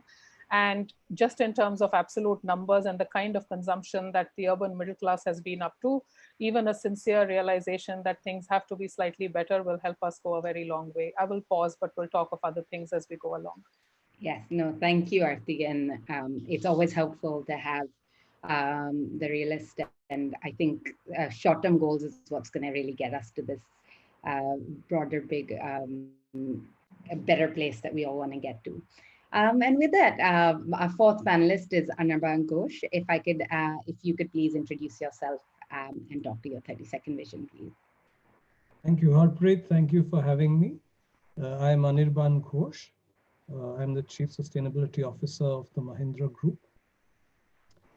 When I look at the world post-COVID, I hope, I can't call it vision, but I hope that corporations will make a greater effort to make climate-friendly solutions available, and that individuals will show greater enthusiasm for adoption of climate-friendly practices. If there is one thing to learn from this crisis, it is that we are all living beyond natural boundaries. I don't want this lesson to be lost in the rest of the noise that we have around COVID. And if there is anything that one wants to talk about in terms of communication, it is always to maintain the real lesson that this crisis has taught us. So just two things: corporations, hopefully they will make a greater effort to make climate-friendly solutions available, and individuals like you and me will make a greater effort to adopt the solutions that are available for us. Great. Thank you for that, Anirban. And I think, again, very bold points. And if we put all those four visions together, that's a big ask for all of us individually and all the people we work with and live with, and for society at large. But I do hope that we will be able to make strides towards that. And hopefully today's discussion will try to be a bit more solution-oriented on how we can even move in that direction. So I wanted to move now to start a question that I think we're seeing a lot, hearing about a lot, and particularly like Bahar said, because we're sitting in our homes, reading the news from our windows, seeing these lovely blue skies, hearing chirping birds, to whatever extent absorbing some of the clean air to the extent we can get out in urban cities. And definitely lockdown is not the solution and the way to get to these, but it is a reminder of what human actions perhaps are doing to cause this. And so I'd love for us to actually explore what we could do differently to be able to maintain something like this while getting life back on track, if I can say. And definitely moving out. So maybe can I call on Bahar first to pick up this point, and then we'll open it up for further discussion. Yeah, I mean, I think you raised a valid question that, yeah, and it's ironic that there are blue skies out there. I can see it from my window right now, which was otherwise usually gray and smoggy. And but the paradox is that it's taken a tragedy for this to happen. And so, I feel very guilty celebrating a blue sky or the ability to feel happy that my asthma is not triggered these days, because of the blue skies. And yes, our environmental indices are perhaps right now at their best. We've seen, pictures of the Yamuna River very blue, and there are all kinds of indicators out there. But I think that we need to ask some tough questions as well from our policymakers and our government, because I think we're lacking a vision of the post-pandemic world, because we're so focused on, we're saying start up the economy, get it back on tracks. So it's almost like, that expressway we were hurtling ourselves down on. We don't want to question whether we need to get off that expressway. And even as you and I are speaking, the Ministry of Environment and Forests has been working overnight, to clear a number of projects, a railway line through the Western Ghats, a dam which is coming up in Northeast India on some of our most pristine forests. This happened at a time the minister held a meeting through video conferencing, the way we're doing right now on Zoom. Now, how can you assess whether a forest should be cleared or not on the basis of sitting in your rooms on a Zoom call? And that's my concern, that, we've used this time to say we need to get the economy back on track, and we're not looking at the so-called benefits which have happened of this lockdown and said, hey, how can we extend this? How can we look at clean air? We finally got clean air. Delhi has it. For so many years, so many of us on this panel have been saying we need that clean air. So how is that going to happen? And we've all been a little bit lost. And you put, millions of people indoors and voila, it happened. So if I were to ask of my policymakers, I would say, how are you going to revitalize your economy while at the same time keeping your environmental indices healthy? And my concern is, for instance, a lot of things which we were doing right before, everything wasn't wrong before. So for instance, shared transport, buses, public transport. My concern is all this is going to suffer now, because everybody's want to go, keeping in mind hygiene and social distancing, which is important. I'm not questioning that, but we're all going to want to, do away with the shared economy which we had in place. So I'm really, these are my concerns right now. I want to flag those concerns, because, we can go on talking about how wonderful the blue sky is, but I know that the wheels are churning to revive the economy back to the gray skies. So I don't know, it's a question, I guess, to all the other panelists as well. And Aarti, maybe you could, Yeah.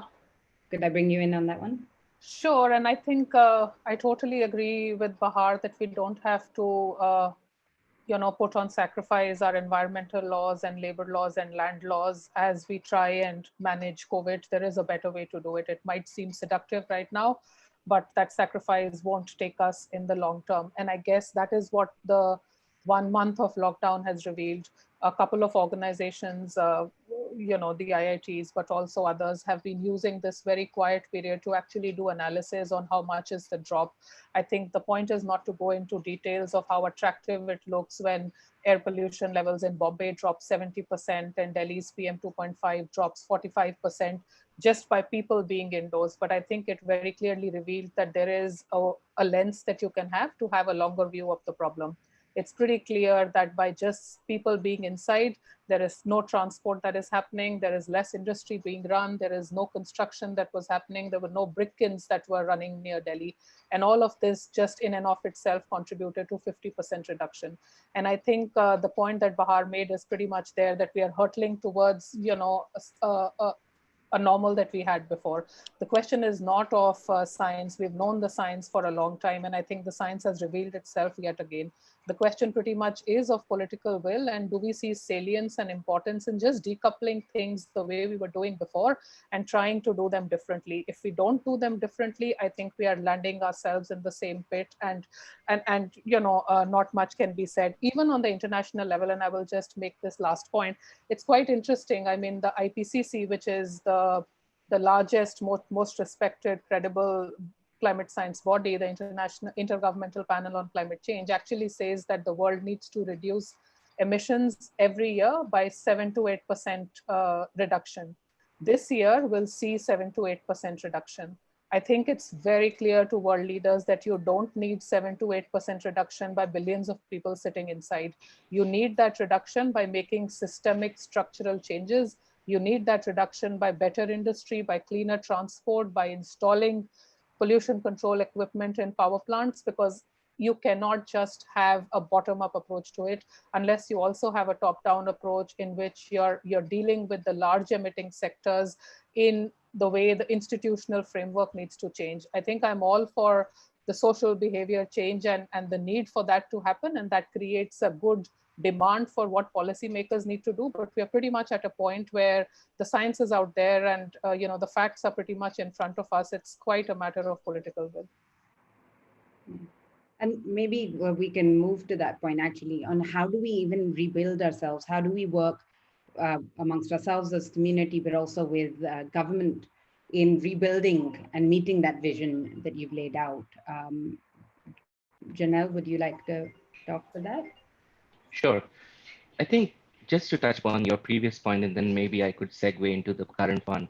I feel that I'd look inward, and there's a lot of things that we as climate community need to think inwardly on, and we need to do differently. One is to break the echo chamber that has been created, which is called the climate community, so to say. And I think that's where we need to reach out, go to the bottom of the pyramid, as it's said, and making sure that the messages are created right and resonate with a lot of people, with the masses, rather than just the experts or the opinion makers, and making sure that the demand is generated for cleaner solutions, as Anirban was pointing out in his vision. And I think that's where I feel effective communication could be really, really helpful. As I'm very fond of saying, skip the C word. We need not talk about the climate when communicating about climate. We could talk about a level below. Air pollution is what resonates with people of India. Things like jobs, growth. That's what is resonating, and that's why even if you go out in the open, check with the masses, they would want to turn the wheels of economy back on track, and they don't know a better way to do it. And that's why we as experts need to translate our messages into greater detail with these policymakers, making sure that we generate public support for the kind of solutions that we are projecting. And one thing which I would like to say on a recovery path that is very, very likely, not very likely, but very plausible, but not very likely in the current circumstances, is a green recovery, wherein we redefine industrial competitiveness in this day and age of post-COVID, wherein we clearly message that it's not exclusive to have environmental conservation on one hand and having economic growth on the other. Both can go hand in hand, as Bahar was saying. And there are clear stories and examples of those coming out, whether if you take the electric mobility example, for instance, that's the sector that there is political will on, there is manufacturing potential over there, there is jobs potential over there, but however, we don't see a lot of traction on the ground, while there is political will already exemplified in that scenario. Similarly, on heavy industries, they need not be the dirtiest of all as we get into the climate decade, as we used to call it, 2020 to 2030. And if you see the graph, this is the decade when the graph comes like this, if we want to hit 1.5 or 2 degrees by end of this century. And that's where I feel that there's this greater scope for international collaboration on research and development in the heavy industries bit, wherein we could redefine India's position in the world as we get into a post-COVID world, wherein Indian industries could be the greenest and also the most competitive. If you look at the cement sector, for instance, a lot of India's infrastructure needs to be built in the coming decade, and that's where I think Indian cement sector is the most efficient in the world. It's also because it started late, but I think the time is on our side, and we need to capitalize on those things. So I think industrial competitiveness and redefining it is what I would submit to the panel. Thank you so much. And Anirban, can we bring you in on that note? On how do the vision you set out, how do you make it realistic, and tie into what Janelle was just saying, which I think builds off that. So Harpreet, one of the best things we can say about India is that we did not take a shortcut when it came to fighting the COVID situation. We locked down, and we locked down early. Because we did not take the shortcut, we are probably going to dodge the bullet comfortably. But if, like Bahar said, we hurtle back into business as usual, perhaps in a worse way than before, we will then dive into our pot of slow poison once again, not realizing that what we are doing is going to get us into not only more COVID-like situations, but worse situations which climate change will bring about. So what should we do? I mean, there is no doubt that the economy must get going. People must, start earning money again. Jobs must happen, because that's how the whole ecosystem runs. I don't think we are in a position to rejig an ecosystem which says, okay, growth is not important. Okay, money is not important. I don't think we can do that. But there are things we can do. For example, we know that renewable energy is a huge part of the climate solution. We know it's a question of time, not if anymore. And this is an opportunity in which we can accelerate the adoption through policies and ensure that, this ulcer that we have called discoms doesn't lead us to another bigger problem where we are not adopting the solution because we've created an ulcer in the past. So this is an opportunity in which brave decisions on RE can be taken so that adoption increases quickly. Let's say that what is being said, that people will move away from public transport to personal transport because of COVID. Let's say that it does come true. Given the fact that we don't have, or we have a lot of people who can't possibly afford cars and will probably go for two-wheelers, this may be a great time to incentivize electric two-wheelers, because those are actually way more affordable compared to regular two-wheelers than electric cars are compared to regular cars. So this may be an opportunity, and I don't know whether the finance minister in her 4 or 5 messages will have anything for electric two-wheelers, but this just seems to be an opportunity. It has popped up in front of us. We can make the most of it.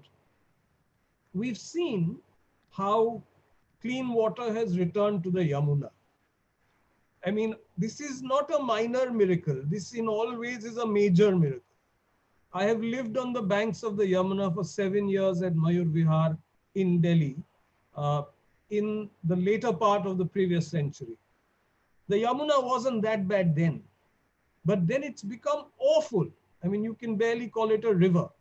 In every city in the country, we've got what has been a river gradually become a nala, to become a sewage canal, to become something nobody even knew was a river before. But right now, we can see that just a 1-month hiatus can bring clean water into something as large as the Yamuna River. What then would we require to ensure that effluent treatment plants get accelerated and adopted, and that we ensure that we don't put our muck into water bodies, which we've been doing for centuries, but we are doing it at such a scale now that we are completely ruining the ecosystem. And lastly, construction is going to be an important thing to get the economy back on track. Here's another opportunity that's sitting in front of us. We can enable and incentivize green construction, because we know that green construction not only requires lesser energy and lesser resources, but it ensures the consumption of lesser energy in the future. Apparently, 70% of the buildings we'll need in India in 2050 are not built yet. Here's an opportunity that's fallen into our laps to try and incentivize the building of green buildings, move towards net zero buildings, and ensure that the emissions and the pollution that we cause will be lesser in the future. So there are opportunities sitting in front of us. There are solutions that are available which we can incentivize. Let's not even talk about the solutions which will come in the future. But we have an opportunity now, and it would be great to be able to push these forward because we understand the value of that now much more than we did 1 month ago. And thank you very much for that. I think that's a very tangible and specific way of solutions that we could work towards, that I think all of us, at least I'm guessing, are sort of coming to the realization of how important they are. But I'm wondering, how can we build on that piece so that actually some of this realization that all of us are developing converts into action? In communication parlance, in the way we use it, how do we activate or mobilize the public at large, or specific elements? I know that Aarti spoke about the upper middle class maybe, but how do we actually try to make action of this? How do we engage in different ways with us as a community? How we sort of advocate with government, policymakers will listen to, you know, what the public is saying, corporate industry will respond to how consumers are behaving. So I'd love for us, as we're, professionals working in this, especially in this communication space, how can we change some of that thinking, that behavior change, and really activate and mobilize? Bahar. So yeah, I actually, it takes off from what Anirban was saying as well. And without sounding very bleak, as I said, that there are, in fact, some cities around the world who are taking this as an opportunity. The mayor of Paris is looking at how can they just take out all the cars from the center of the city and have more cycling tracks. Now, of course, I can't compare the city of Delhi to the city of Paris.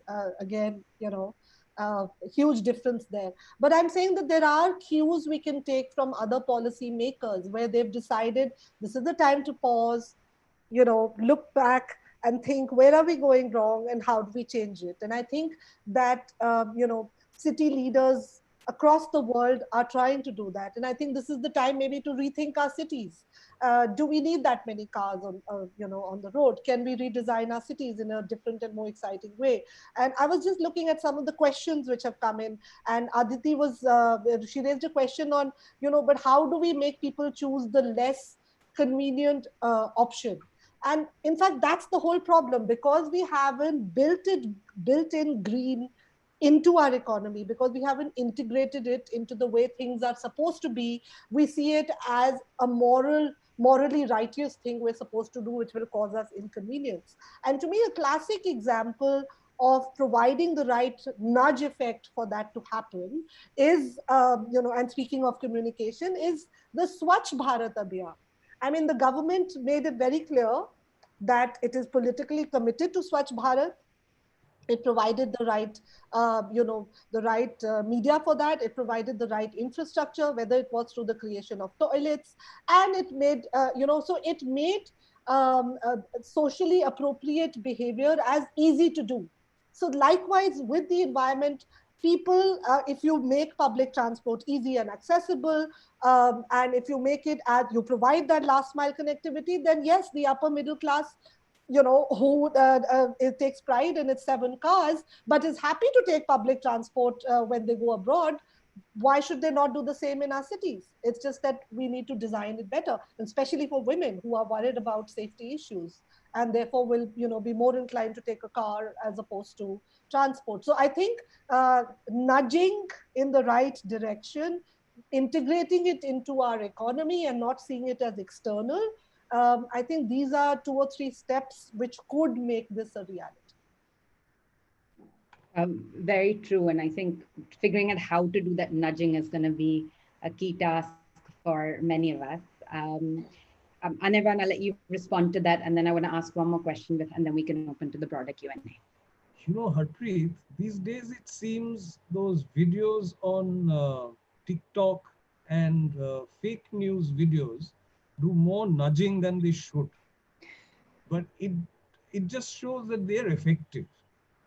So if we have to adopt a medium to nudge people in the right direction, maybe that's the way to do it, to put the right information out in that form, which is, not preachy, which is enjoyable, but which talks about the right thing. And this is probably the right time. I mean, today you don't have to explain to people about the dangers that are likely or that can happen. One of the difficult conversations in any climate conversation was, oh, so how likely is it? Oh, maybe it'll happen later, maybe it won't happen. But you don't have to explain that anymore. So, so as Bahar was saying, I'm just wondering, why not adopt the same techniques that chaps use in TikTok and, various other videos of that kind? That's a very important point. And at least I think, especially with the current scenario, we're all being pushed to use digital means. And we at Purpose are actually exploring so many of those platforms to reach out. So TikTok, WeShare, ShareChat, in addition to WhatsApp, YouTube, and Twitter and Instagram, of course, are all ways of reaching, and how video content, in addition to written content, are so important to be able to reach out and, get us thinking and hopefully convert us to action, and how you can actually create digital communities or communities of practice that can actually together mobilize and create change. Janelle. Yes, I would just like to add an element of language and humor to it. How many of us actually communicate in Hindi or any local language on our Twitter handles? Not many, very few. And we don't have such influential Twitter handles coming up from tier 2 or tier 3 cities or even rural areas. So I think we need to redefine who is the influencer in this case, whether it's people sitting in Delhi who are just chatting in English and making sure that we serve each other with the jargon, or we are really reaching out to the communities. And I think that's where we'll be able to communicate well to the masses, the migrant workers, as we call them. They're not really the migrant workers. They are the the wheels of, or the engine of our economy as we see right now. If it's in a lockdown, it's because of the brakes that we have applied over there. And I think on the humor side, I think humor is missing completely from this community, and Anirban does bring a sense of it, and we all try to be humorous. But I think this lockdown has enabled us to get a human touch to it, and humor derives it from human. And I feel that when I'm working from home and I don't feel like my son coming into the frame really disturbs the conversation, it becomes more human. And I think with that human touch and adding a tinge of humor really gets connected from it helps us connect from one human to other. And I think that's where I have high expectations from organizations like Purpose, who are using these digital means, especially TikTok and others. And I think we need to be early in that thing, because otherwise fake news and everything else is taking up our minds. And, not just the tier 1 city mind, but the whole India's mind space as such. Thank you, Janelle. And that leads beautifully into the next question, my last question before we move to the broader Q&A. That this crisis has actually highlighted the vulnerabilities in our society. You just spoke about migrant workers, daily wage workers, women actually, or youth who are really suffering through these times. And these are all vulnerable groups who I think are probably bearing the worst brunt of the current scenario, likely to be the most impacted as we see more change, impact from even the climate crisis. And I wanted to talk about this with the panel, and how do we work with them to help in this rebuilding? And can we make maybe them champions for climate action? And that's a very large part of the population. Yes, they're not English speaking and not listening to Zoom conversations like this, where we are talking about what needs to be done, but they're a huge base. We've seen how the economy and the country has ultimately has to create provisions and support for them. And even as we move down the economic recovery, they're going to be a critical part of it. So how do we take them along, help them be champions of this? I'd like to open that up to any Can of I you. share some thoughts on this? Yeah. I mean, I think first of all, it's important that we have some candidness in our conversation. It's important to make the vulnerables the champions, but some of us who have followed the international climate debate, and sorry if that's not a very good example, but clearly shows, you know, the vulnerabilities of the vulnerable, so to say. It's always a certain group which assumes more importance, and you know, there the conversations are totally different because it's developed countries versus the developing and the least developing. But I think pretty much the same dynamics works everywhere. What is important is that as big muscular things like the economic stimulus package and all these attractive big investment announcements happen, just to be making sure that the rural economy is also sustained. People who have gone back to villages will come back in, you know, for their livelihoods in a couple of months. But is there any way to make sure that there are new kind of jobs that they are able to do? Prime Minister's speech spoke a lot about local. I mean, local does not mean Swadeshi alone. It also means hyperlocal produce. It means relooking at the supply chains. Possibly it also means just new kinds of agriculture, more productive agriculture in the local areas. Are these the kind of things that we could do just to make sure that whoever we call our migrants are no longer migrants, but are living in their native places and contributing to the economy more productively? Of course, you know, it seems like a long shot if we don't do it well and if we just scratch the surface, but it also is a possible thing because that is where, you know, the real assets will lie. Ultimately, it will be about just giving livelihood opportunities to people where they are. And a very often used term in the energy circles is decentralization. You know, you put a rooftop plant, solar panel on your terrace, and you don't need the ulcers of DISCOM, like Anirban said, to be supplying power to you. But I think that holds true in a lot of cases.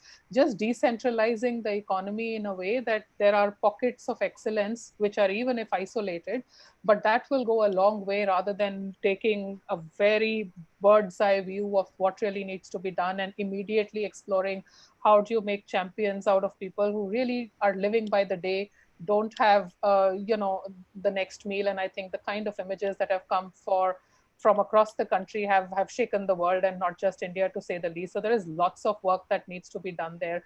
But and I also saw on the chat there were comments, and I think Dharini made that comment on how do you make sure that it is not just about social behavior change with the urban middle class, but you make systemic and institutional changes. And I guess that's what that point is about, that you really boost things that need to be boosted, and then it is not about looking at things in silo. It's got nothing to do with climate change. It's just got to do with having a resilient health system, about giving people education, about giving some kind of opportunities. And then even if you don't say climate change, I think you have delivered on climate change. And we are living in a world where whether or not climate action happens is irrespective. If you can come out of the current situation wiser, that itself will mean climate action. If you don't come out wiser, either there will be no climate action or there will be just climate action on paper. And I think people like us who communicate on climate change have to be pretty much clear of this two-way street, that, you know, it's not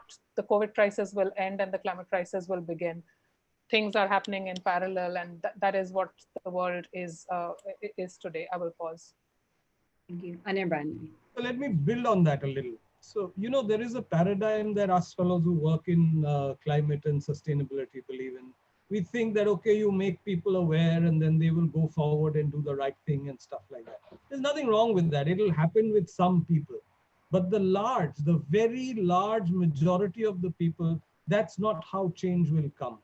Because that's not how change comes in almost any scenario. So if you want people to do the right thing going forward, we have to make the solutions obvious to them. So, you know, if tomorrow renewable energy is supplied by your distribution company, you're not going to say, I don't want it. You will adopt it. And if renewable energy is available to corporations today, and as luck would have it, they are a little bit cheaper, they'll all take it, whether they understand climate or not. So the large part of the climate solution is about making systemic changes and making solutions available so that those solutions are actually better than the solutions that you and I have today. And that's the real challenge. I'll take a short while on the migrant worker situation. I just want to say one thing, that usually when we are talking about migrant workers, we talk about suffering, we talk about food, we talk about shelter, we talk about government. But the more I dig deeper into this, I find it's only a conversation on dignity. There are loads of people who are walking back home today who were in a space that was safe and who had food to eat, but have still chosen to go back because there was no work and there was no money and they didn't want freebies all the time. So the story of dignity is actually a very big story in society. It's not only for migrant workers, it's for farmers as well. You want them to do the right thing, give them a sense of dignity, recognize what they do, and suddenly you find they're adopting much better farming practices than they were doing before. I've spent almost 2 decades in agriculture and I've seen this every day while I've worked with farmers. The same story exists with small businessmen around the country. They say business to hai, lekin respect kidhar hai? And if there is a way in which you can give dignity to people, they will do the right thing for you. And I think the big underlying, untalked about issue in this whole migrant worker crisis is the lack of dignity that they enjoy in the places that they work and stay and eat. Thank you. Thank you. Very valid points. Would anyone like to build on that? Otherwise, I can move to looking at the Q&A and see how we can. Great. So I'm going to move to Mona's question. There are a lot of learnings and achievements in India in the climate change space. However, there is not enough knowledge shared locally and globally. What are some of the significant challenges for this issue? What is the standard of communication, material knowledge, and collaborations? Anyone? Could I go first on that? Yes, please. I think that's a very good question, Mona. Thank you for that. I think a lot of our content that we generate from the climate space, especially in India, is static. And I think that's where it needs to be more dynamic. Everyone watches a Mashable video or a Vox, documentary or anything that they do on how stuff works. But unfortunately, we do not have resources and capacity, or probably we do not prioritize doing that level of deciphering on whatever we publish. We are in the grant making space right now. We have deployed almost 60 grants in the past 4.5 years. And I was reviewing the portfolio just now, and we have seen very little dynamic content coming out of it in terms of public awareness, making sure that people move from awareness to action. And I think that's the gradient that we need to chart. And there has to be some specific philanthropic efforts on making sure that knowledge that we create through grants to think tanks and research organizations doesn't just sit there or doesn't just reach the policymakers table, but also gets communicated widely and simply and evocatively to the people that matter. In addition, I feel that there has to be a platform which kind of summarizes this whole thing, but not really a standard platform that we see like a portal or a website. But what Anirban was saying, more TikTok handles coming out, and that's where I think we need to redefine communications in the climate space. Thank you. And I think that might lead well into Rama Kumaraswamy's question. How can climate experts communicate better? What can be done to improve climate change communication? It is intangible per se. The jargon goes overhead for people not in the space, and folks struggling to meet their day-to-day expenses. It's hardly a pressing concern. I know that we've alluded to this a bit already on how climate change communication really doesn't necessarily need to be climate change. And I think that's perhaps one of the key lessons we're also learning out of today's time, right? And how I think Aarti spoke about that, but when we're going back to a resilient economy, or we take that path, then we are working towards climate action. But wondered if anybody else would like to add to that. I could attempt an answer. And it also ties into some of the other questions that were raised about, how climate communications, for instance, happens in the developed world and in the developing world. And there was actually a study done collating all the media stories that are done, whether in the West or in developing or emerging economies. And there was a very interesting difference that they found. What they found was that in the US, it's more political. So it will be related more to, are you a climate skeptic or are you a climate believer? And whereas in the emerging economies, the communication tended to focus on impacts. So it would be, okay, a storm has happened, that it has impacted livelihoods. Or if we switch to a renewable economy, then what will be the impacts on people? So I found that as an interesting sort of difference in the way we report, depending on which part of the world we are in. Regarding climate change communications, I think what we lack as communicators, and I've been saying it even in air pollution debates as well, and to many of my colleagues who work on air pollution, that we lack a solutions orientation. We're very good at pointing out what the problems are, and this is something which government and policymakers also constantly complain about to activists as well, that we don't offer solutions. So we're very good at saying this is not right, this is not working well, the government hasn't implemented this well, but the solutions orientation, or what is it that we want that world to be? You asked that question, in fact, in the beginning, that what is our vision for that world? Is it just a utopia which we think we'll never reach?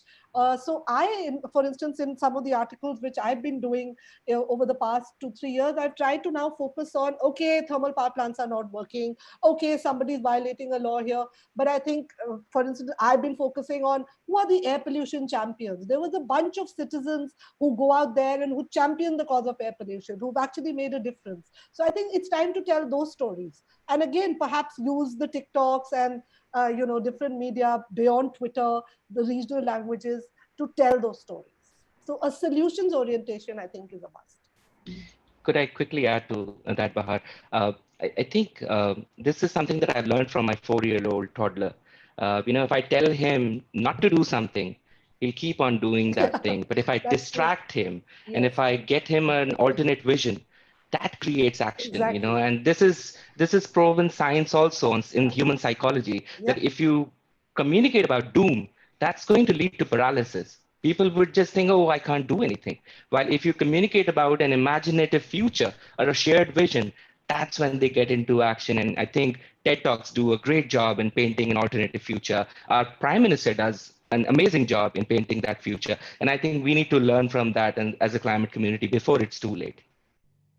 Thank you. There's one, I'm sorry that I don't think we're going to be able to get through all the questions, and trying to catch them all while we're on this Zoom call is not the easiest. The one I see in front of me is, would it make sense to have a collaboration group amongst civil society organizations in India to force the case of a climate-friendly economy with the government with the right solutions? Would love to hear the panel's views. Short Maybe I answer, can yes. go on, Anitwan. No, go ahead. Well, I was just saying that, the last couple of years, at least the last 5 years, I have seen that there is far more collaboration than there was in the previous years, both as the air quality crisis has worsened and NGOs, think tanks, academics have tried to come together and talk in one voice. I know that traditionally it has been quite a contentious issue, and the one voice is tenuous, especially when we are talking of India's position on climate change in the international arena and so forth, and it becomes a different argument altogether. But I take the point that there is value in joining up what we have to say, and at least to the Indian government, because ultimately it is coming down to the same thing. So the short answer is yes, it's happening, but the ecosystem is so large and the need is so big that a lot more needs to happen. So, when we go to watch cricket, we put up signs saying, give me a 6 or give me a 4 or something like that. What would it take to get 1 million people put up a sign, say, give me renewable energy? Yeah. So what if there is a purpose campaign in Delhi all around Lutyens, wherever it matters, with people holding a sign, give me RE. Or No, is it ridiculous? No, I think ultimately we have to, I mean, we all need to get together to create change. It's very easy to blame others, right? Sometimes we'll blame the policymakers, sometimes we'll blame corporates, we'll blame the others, that others aren't taking action. But how many of us are able to convert our talk into action? How are we able to rally others along with things that we believe strongly in, I think is going to be the core. And I think, just as you said, Anirban, it is about getting that scale of that want and the demand and backing a particular solution that all of us want, rather than aligning on the problem. If we align on the solutions that we all want to collectively ask for. And for that, I think we need to find interesting ways for us to collect and mobilize around common issues. And I think climate change is such a big beast, if I can call it, so large that it becomes hard for us to find alignment. But if we are able to narrow it down and then build the kind of people who are most engaged on that particular topic, and in India we have numbers of particular communities. It's about us getting together to do that, and I think we will spur things into action. And I don't think it's an impossible vision. I think it's something that all of us need to work much closer together on. And as Aarti said, I think even from our experience, collaboration is recognized, I think, more broadly now that is the way forward. Each of us individually cannot do as much as us collectively. And on that note, I'm going to have to call this panel to a close. We've quickly got to 1:57. I don't really know how time flew by, but I do take away from this on how all of us need to work towards converting this talk into action that's going to take us towards a more resilient economy, a more green economy, take those brave decisions and those brave actions, and not feel that it's not climate action or it's not climate change. Whichever bit resonates with us. We want electric vehicles because that's an easier mode of transport, and it works because that's just a better way to do our private transport. Or we use public transport. Or the buildings that we're creating, we create buildings for the future. And so if we talk about topics more like that, I think maybe we get more traction and we move to the economy and we rebuild, but we rebuild back better, stronger, and really strengthen where India's positioning is in all of this. And I think each of us, I think it has definitely brought out that the way that we communicate and the way that we all get together probably has a very crucial part in making this happen. Would anyone else like to make any closing comments in the 1 minute that we have? Great, so thank you very much to Nudge for organizing this, for India Climate Collaborative, for helping put this together, and last but not least, all the panelists for taking out the time to be so actively engaged in the conversation. And the audience, we have, I think at a peak, had 112 participants on Zoom. I'm sure many more on YouTube and the other places that this has been shown, and recordings thereafter. Thank you very much for being engaged. I know there were a lot of questions. I've unfortunately not been able to get through a lot of them, but I do hope that we have covered many of, or most of them in some way or other through the conversation. Thank you very much. Thank you. Thank you, Harpreet. Lovely. Thank you. Thank you. Thanks. Thank you, everybody. Right. Thanks, Kashti. Thank you. To all our attendees, our next panel is scheduled for 4 o'clock. The next panel is titled Rethinking Climate Response After the Pandemic. If you're curious to know what a chief science advisor, a filmmaker, a disaster management expert, a negotiator, and a rural development champion have in common, tune in at 4 o'clock for our next panel, which is hosted by CEEW. Thank you so much.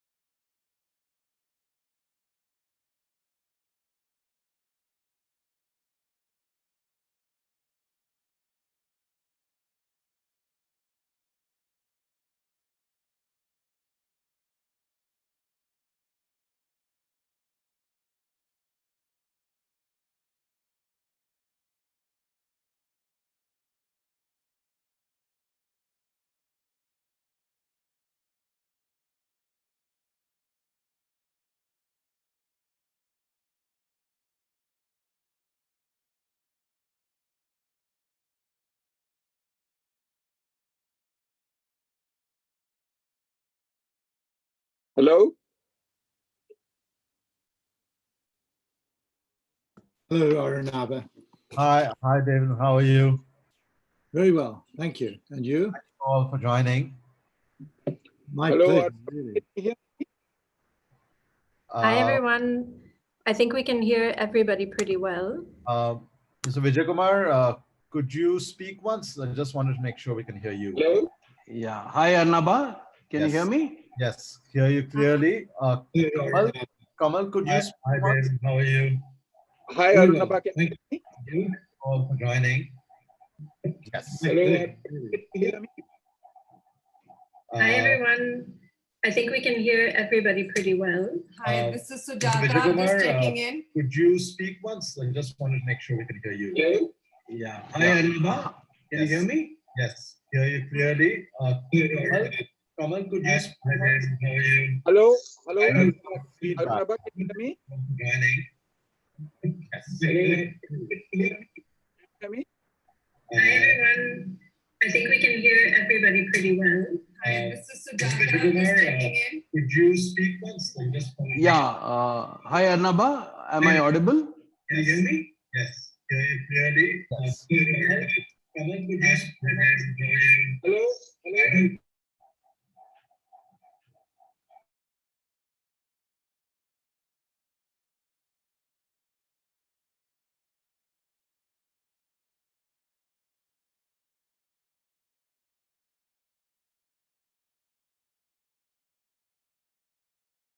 Hello? Arunaba, can you hear me? Yes, we can hear you, Kamal. Okay. There was a little bit of feedback coming. We've just spoken to tech support to make sure that that doesn't happen once we get started. Okay. But I think now it's much clearer. Great. Shall we get started? Viraj, let me know when we should kick off. I know we have quite a few participants here already. Yeah, Amit, I think you can start now. Okay, great. So thank you all for being here. I know it's late in the day of a lot of webinars, so a very warm welcome to all of you and thank you for joining us today. My name is Amita Ramchandran and I'm the program lead of the India Climate Collaborative. For those of you who don't know us, the ICC, as we refer to it, is India's first ever collective response to climate change by business and philanthropy. The ICC is proud to be the host of the climate track at Charcha 2020, of which this is a panel. And we thank the Nudge Foundation for bringing us all together today. For many of us in the climate community, the widespread feelings of global helplessness that we've been feeling in the face of COVID-19 is oddly familiar. There are concerning similarities between these two planetary crises. With climate change, as with COVID-19, only in retrospect will we understand the extent of damage we caused by not acting sooner. Climate change, like COVID-19, has and will continue to disproportionately burden our poorest communities, exacerbating economic and social shocks, and leading to huge economic losses and wide-scale migration. But there is also differences in these two crises, and we have the opportunity to use this forced pause to consider what parts of our previous life we want to rebuild and what parts we can reimagine. So to tell us more about the technical, social, and political responses needed to enhance our climate action after the pandemic, we're joined by a truly remarkable panel moderated by one of India's climate leaders, Dr. Arunaba Ghosh. Dr. Ghosh is a public policy professional, advisor, author, TED speaker, columnist, and institution builder. He is the founder CEO of the Council on Energy, Environment, and Water, one of South Asia's leading policy research institutions, and our stellar session partners for this event. Arunaba, I'll hand over to you. Thank you very much, Amita. And it's a real pleasure for CW to partner with the India Climate Collaborative. We are here in unprecedented times, not just because of the pandemic we are facing, but also because of the climate crisis we have in our hands. And the question before all of us is can the lessons of the pandemic help us move forward with the action that we need on climate change? Or will the crisis of the pandemic hold us back from the more urgent action that we need on more chronic risks that climate change presents to us? Think about this. We are dealing with a major public health crisis. We are dealing with millions of people infected by a virus and several tens of thousands of deaths. But over the last 20 years, about 500,000 lives were lost between 1999 and 2018, thanks to extreme weather events caused by resulting from climate change. India alone over the last 3 decades has encountered about 300 extreme weather events, most of which have happened after 2005, causing about $80 billion of damages in India alone. But consider this, despite a global lockdown of all major economies, the estimates that we currently have suggest that we are going to have a reduction in greenhouse gas emissions this year in 2020 of about 5.5%. Now that is the steepest reduction that we would have experienced on record. And yet, that still falls short of the 7.6% year-on-year reductions in emissions that is necessary to keep the planet on a track that would limit the temperature rise to under 1.5 degrees Celsius. So clearly shutting down our economic activity, losing lives and livelihoods is not going to be sufficient. And yet the kind of crises and shocks that climate change will present to us requires a very different order of effort. So the acuteness of the current pandemic perhaps offers us some lessons on how we deal with more chronic crises.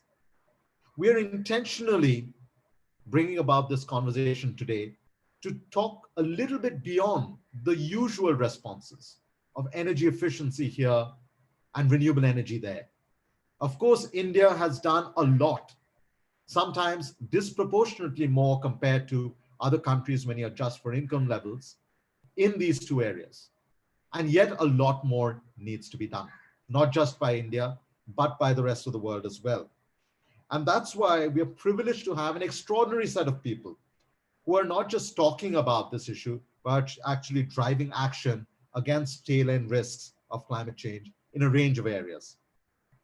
They will bring perspectives from rural development and sustainable agriculture, from disaster management, from nudging social action and attention on climate change, to talking about international negotiations, or even how to bring countries together to deal with a collective crisis with collective action. Let me quickly introduce our stellar panel, and then we will move on to hearing from each one of them. I will interject each of the presentations with a few follow-up questions. I hope you will share your questions on the chat window so that later in the conversation, we can come back to the panel with some of the questions that you have posed. Professor Sir David King is currently the chair of the Center for Climate Repair at Cambridge University and was previously Chief Scientific Advisor to the UK government. He is the Emeritus Professor of Chemistry at the University of Cambridge, founder of the Center of Climate Repair, and a Senior Strategy Advisor to the President of Rwanda. He was also founding director of the Smith School of Enterprise and Environment at Oxford. That was the first time I encountered David. Head of the Department of Chemistry at Cambridge, Master of Downing College at Cambridge. He served as UK's Chief Scientific Advisor from 2000 to 2007. And if you want to know how to deal with pandemics, well, he dealt with several rounds of pandemics earlier when the century began. But the reason David is on this panel is because of his more recent efforts, not just on the research side, but to bring countries together to focus on climate risks. From 2014 onwards, I had the privilege of collaborating with David on a global assessment of climate risks, which we published just before the Paris climate negotiations. In fact, we launched that document in the London and the Bombay stock exchanges to drive home the message to investors, not just governments and philanthropists, to investors and business persons about the risks that climate change poses. We will hear from David in a short while about a new initiative that he's trying to drive across the world. Mr. Kamal Kishore is member of the National Disaster Management Authority, but is also in charge of the secretariat that is dealing with the new initiative that India has brought forward for the world called the Coalition for Disaster Resilient Infrastructure. Mr. Kishore has worked on disaster risk reduction and recovery for more than 2 decades. Prior to joining the NDMA, He worked with UNDP for nearly 13 years in New Delhi, Geneva, and in headquarters in New York. At UNDP headquarters, he led global advocacy campaigns to address disaster risk reduction concerns in the UN Sustainable Development Goals. He has supported post-disaster recovery in many countries, not just in India, including Bangladesh, Indonesia, Iran, Myanmar, Pakistan, Philippines, and Sri Lanka. Mr. Vijay Kumar is currently Vice Chairman of the Rayathu Sadhikara Samstha, which is based in Andhra Pradesh. It is the body that is spearheading this major initiative on natural farming in the state of Andhra Pradesh, but which is also the world's largest such program under action. Mr. Vijay Kumar is a champion of rural development. In nearly 4 decades of government service, he spent 25 years in large-scale community mobilization with tribal communities, rural women, and farmers.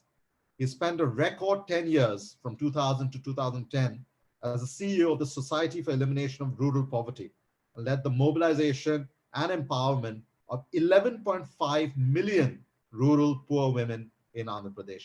And that's the basis that of women coming together, self-help groups, which has helped Andhra Pradesh move forward and leverage its initiative on natural farming.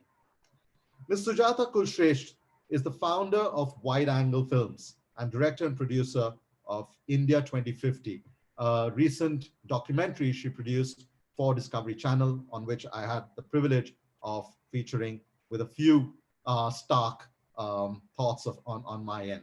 Sujata is the founder of Wide Angle Films, a video production house based in India. She has had clients including Discovery Channel, History TV, UNICEF, and World Bank, and has won several international awards for documentaries done by her production house. India 2050, the film that she recently produced, was commissioned by Discovery and is a cold, stark, dystopian snapshot of what India can become if we don't wake up to the threat of climate change now. I will also introduce our final speaker, Mr. Ravi Shankar Prasad, who is currently in a meeting with the Minister of Environment and Forests and has said that he will join as soon as his meeting ends. Mr. Ravi Shankar Prasad is the Additional Secretary at the Ministry of Environment, Forests and Climate Change and represents India as the chief negotiator in climate negotiations. Those of you who are familiar with climate negotiations and India's positions will know the deep knowledge that Mr. Ravi Shankar Prasad brings to the subject. He is a member of the Indian Administrative Service from the Assam Meghalaya cadre and has served the government of India in key positions, including in the ministries of finance, tourism, labor, employment, and forests. So with that introduction and that context, let me now turn to each of the speakers to present for 5 to 7 minutes their initial big idea on what can we do on climate change in the post-pandemic world. So David King, I'm going to start with you. If you could unmute yourself, Dave.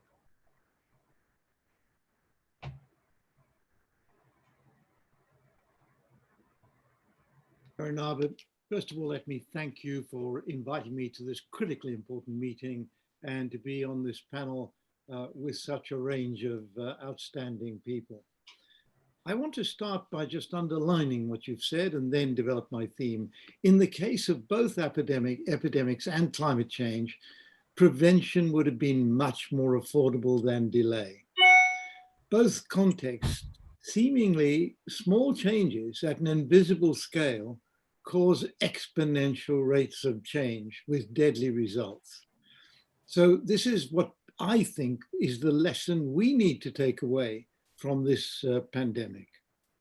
Let me just quickly explain why it is I've changed my position from 5 years ago. Since that time, global climate change impacts have severely increased.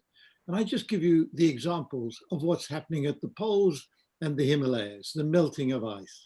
What we have seen at the North Pole is the loss of Arctic summer sea ice to the point where half of the ocean, for the first time in hundreds of thousands of years, is now exposed to sunlight. And the Arctic Circle region as a whole is now heating up at about 2.5 times the rate of the rest of the planet. Why does that threaten everybody? Precisely because Greenland is sitting right there in that Arctic Circle. And as all of the ice on Greenland melts, global sea levels on average will rise by 7 meters. That is already beginning to happen, and it looks as if it's beginning to happen irreversibly. And although this will take a time, it is likely, if we add what's happening in the Antarctic and the Himalayas as well, that the global sea levels will be rising not by half a meter, but by several meters at least before the end of the century. India has a coastline which is very much a threat from this. Many of your cities sitting on your coastline. And I would have to tell you from that analysis that we did together, Arunabha and I, we noted that Calcutta is perhaps the world's greatest city that will no longer be feasible as a city due to frequent flooding as we move forward. As sea levels rise, again, it's extreme weather events that provide the biggest challenge. So in other words, where we are today at greenhouse gas levels, if I top up with methane as well, it's about 500 parts per million carbon dioxide equivalent, and the temperature rise is 1.2 degrees centigrade, it's already too high. So what we agreed in Paris, although we don't look as if we've taken it seriously, of 1.5 being the limit, is already too high. So this is why I've changed the approach to introduce this phrase, climate repair. And under the heading of climate repair, I put 3 objectives. So let me state the objectives as clearly as I can. The first, we will not survive as a civilization if we continue emitting at roughly 40 billion tons of greenhouse gases a year, which is where we are today. We need deep and rapid emissions reduction. So everything I say is contextualized around the continued need for deep and rapid emissions reduction. But in addition, number 2, we need to remove greenhouse gases that we've already put up in the atmosphere. 500 parts per million, far too much. 350 parts per million is the target in the project to remove greenhouse gases. And I haven't got the time to go into the details of what we're doing here in Cambridge, but around the world, there are groups now working on technologies and the imitation of natural processes that would be capable, we believe, when put together, of removing about 30 to 40 billion tons of greenhouse gases a year from the atmosphere. And what we need is to roll out experiments that enable us to check whether there will be any adverse effect from any of these impacts. One of these, let me just mention my favorite, is to imitate what happens when the wind blows over the Sahara Desert, say in North Africa. It picks up very small dust particles, creates a dust storm. The dust storm blows over the Atlantic Ocean. When the wind dies, it peppers the ocean with these small dust particles, which contain iron, that stimulates a greening of that area of the sea, perhaps 100 square kilometers at a time. And within a few months, that becomes a sea forest with literally billions of fish. The whales of the world come flocking there, and in one mouthful, they will take 1 million fish. We believe we can restore the oceans to their original state of being a living area. At the moment, most of our oceans are deserts, by simply dusting the surface of the ocean with iron salt particles. And that's what we want to check out. And with that alone, we could well remove about 25 to 30 billion tons of greenhouse gases a year. The third part of this is to return back to where I started with the state of the Arctic, the Antarctic, and the Himalayas. We need to actually do experiments and work on whether we can find technologies to refreeze the poles and refreeze the Himalayas. We all know what a loss to the Chinese and Indian fertility, the fertile soil would be if the spring runoff of water from the Himalayas was to terminate. So this is not only a sea level rise issue, it's also an issue of agriculture. So those are the three elements of climate repair. Now, how do we achieve this? First of all, we're talking to universities around the world, and here I am addressing people in India. Please join us to set up hubs on climate repair.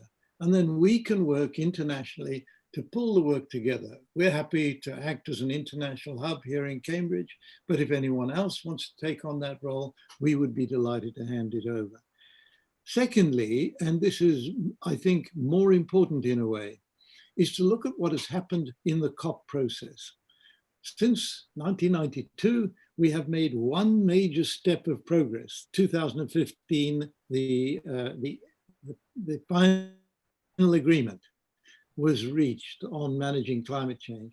1.5 degrees centigrade target.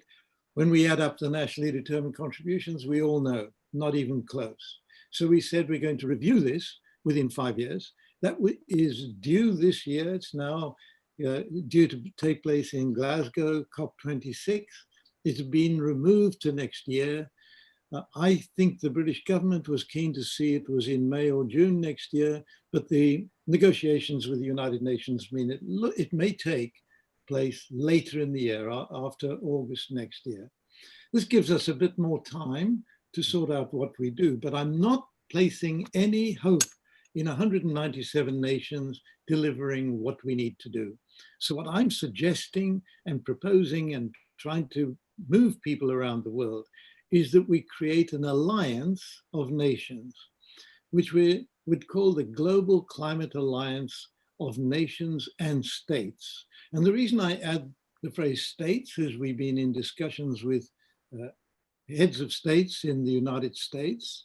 And I believe the Climate Alliance of States in the United States is now about 25 or 26 states, representing about 60% of the American economy. These are states that want to take action on climate change. And what we want is the Global Climate Alliance to agree to act under this heading, climate repair, and support all three aspects of climate repair. So why would I feel at all optimistic about this? On the first day of the Paris meeting in 2015, we had all of the heads of governments present. And outside the main area, the main tent, we had an external meeting inviting all members who were committed to an action called Mission Innovation to commit themselves to spending $30 billion a year of public money on research and development into clean energy technologies. Was that successful? Yes, we had these 22 heads of government under the banner Mission Innovation lined up for a wonderful photograph. The European Union joined as well. And this year we are spending $22 to $23 billion amongst those nations on these new technologies. There was a success. It was not part of the COP process. Those people were there for the COP meeting.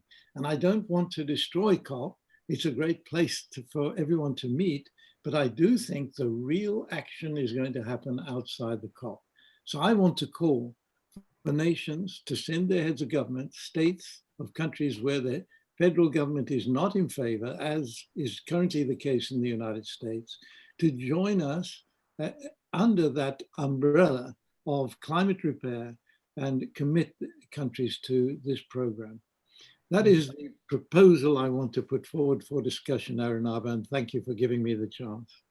Thank you, David. You've kicked us off with a big idea. And, just going back to Mission Innovation, I know in the early ideas, early avatars of that idea, we were calling it the Global Apollo Program to kind of reflect what the world could do together.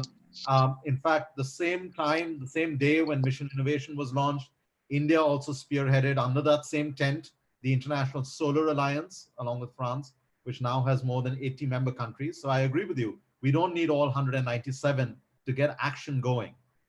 So that leads me to turn to Mr. Kamal Kishore. You've just heard, Sir David, Kamal, and in the United Nations, there is some wariness about using the term natural disasters, because many of these disasters that look like natural disasters are actually because of human actions. You're a member of the National Disaster Management Agency, but also leading the Secretariat for the Coalition of Disaster Resilient Infrastructure. Another push by India to bring about other countries, to bring together other countries to work on this. How is disaster management institutional architecture in India preparing itself for the non-linear climate risks? That's a very big question, Arunab. I think since this meeting is happening in the context of COVID-19, let me highlight a few lessons that are coming out of it, early lessons, which will inform us, our work to prepare for disasters of the future. And as you said, there are no natural disasters, they're all man-made.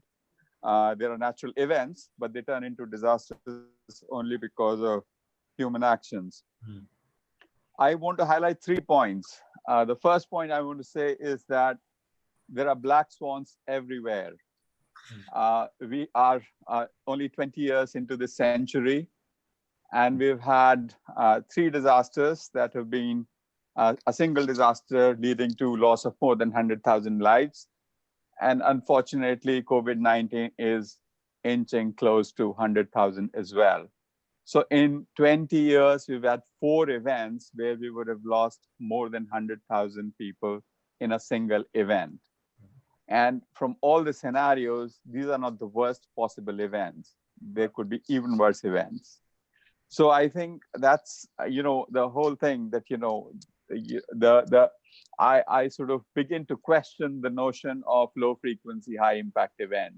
When you look at the global scale, and in my own professional life, these seem to be more frequent than we have characterized them. The second thing to say here, Arunava, is that we really are grappling in this COVID-19 management with the notion of how to deal with uncertainty.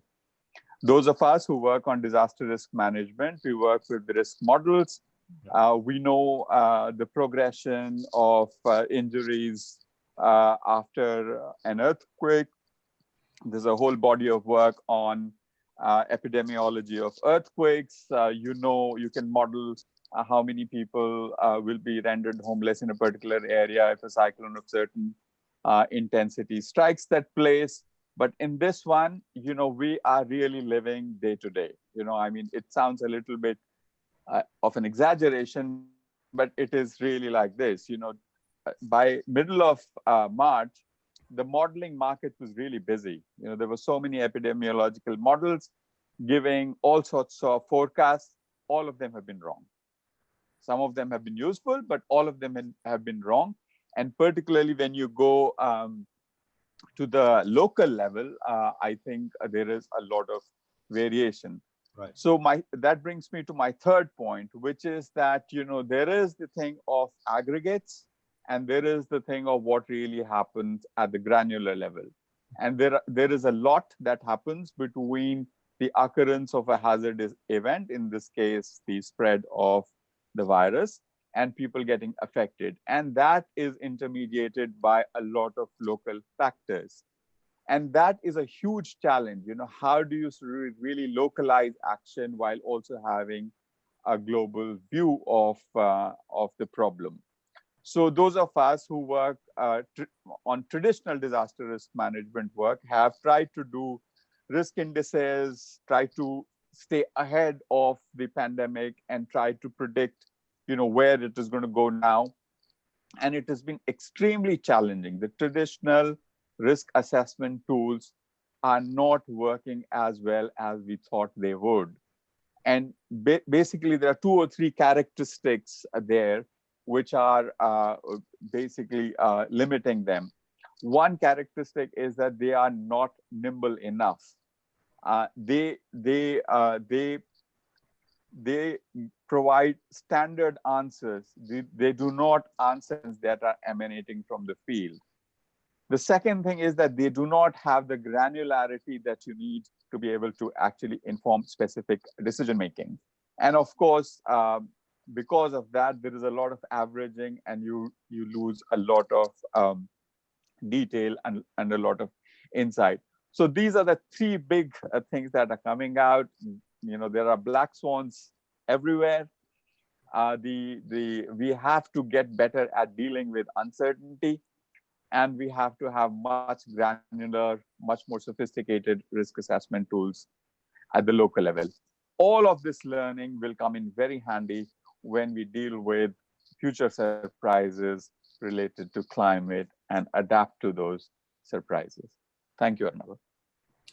Thank you, Kamal. That's really helpful for you to kind of articulate the kind of challenge that we have to not just anticipate the black swan events, but have granular enough understanding to be able to build that resilience. Before I turn to the other speakers, I actually want to come back to both you and Sir David. Exactly for the reasons that you've been highlighting, at CW, one of the things we have been focusing on is trying to build a much more granular climate risk atlas for India. No developing country has something like this. We have global average assessments of climate vulnerability across the world, and you hear about that every time before we get to international negotiations, just before every COP. But getting to that granularity at a high resolution level is extremely important, both for disaster management, but also to build resilience. So one question to both of you. David, how without that granular understanding that world of uncertainty we are in, how can we even contemplate large planetary scale interventions of the kind that you were suggesting? Because some of the questions that are coming through on the chat box are suggesting, that wouldn't it be irresponsible to do it at that scale without knowing what the local level implications might be? And I know you've thought a lot about this, so would love to hear your questions on this.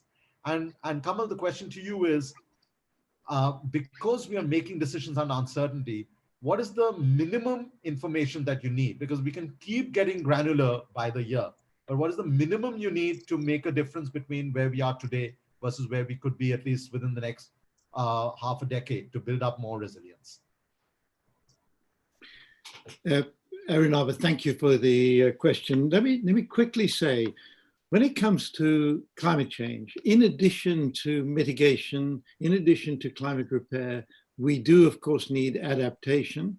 We all know what's coming down the road more generally, but granularity is critically important in the area of adaptation.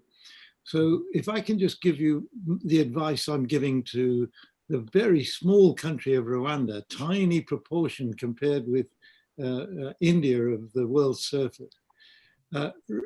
Rwanda actually sits right between, on the one hand, the Congo side, and on the other hand, the East Africa side. And on the East Africa side, they're faced with increasing drought, and on the other side, increasing rainfall. And so both of them provide massive risks to local populations. The increased rainfall, of course, massive flood risk, but they're also now, because the rainfall has increased so significantly, losing topsoil very dramatically. And since the country depends for its survival on farming, it means that this is a very serious challenge to their survivability. And on the other side, where there's drought, again, farming is at risk, but this time from loss of water. Now, all of this is the granular scale of a single small country in Africa. So you're quite right, granularity critically important. But if I step back from that and say, then what are the global issues? How can we discuss this at a global scale, as you're asking me? Then I said, but all of this is driven by greenhouse gases in the atmosphere being far higher. Today, 500 parts per million, pre-industrial level, 270 parts per million, all due to fossil fuel usage and due to the loss of forests. Then we know that we have taken that too far, and every country is impacted by that single phenomenon. So I think when I talk about climate repair, and I pull in the Himalayas, it's not just the two poles that are severely at risk. Himalayas are losing a lot of ice each year. we're looking at what are the grand scale things that are impacting every country. Arunabha, in terms of what is the bare minimum you need in terms of granularity, I have two. I'll answer that in two parts. The first is the quantitative side.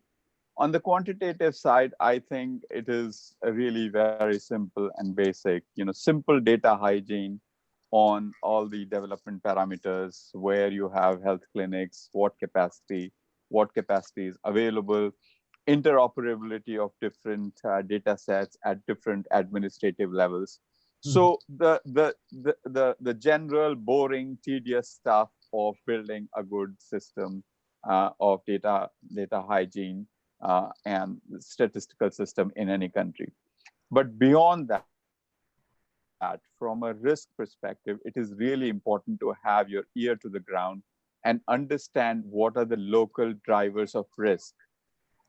For example, in case of COVID-19, local mobility patterns are a driver of risk.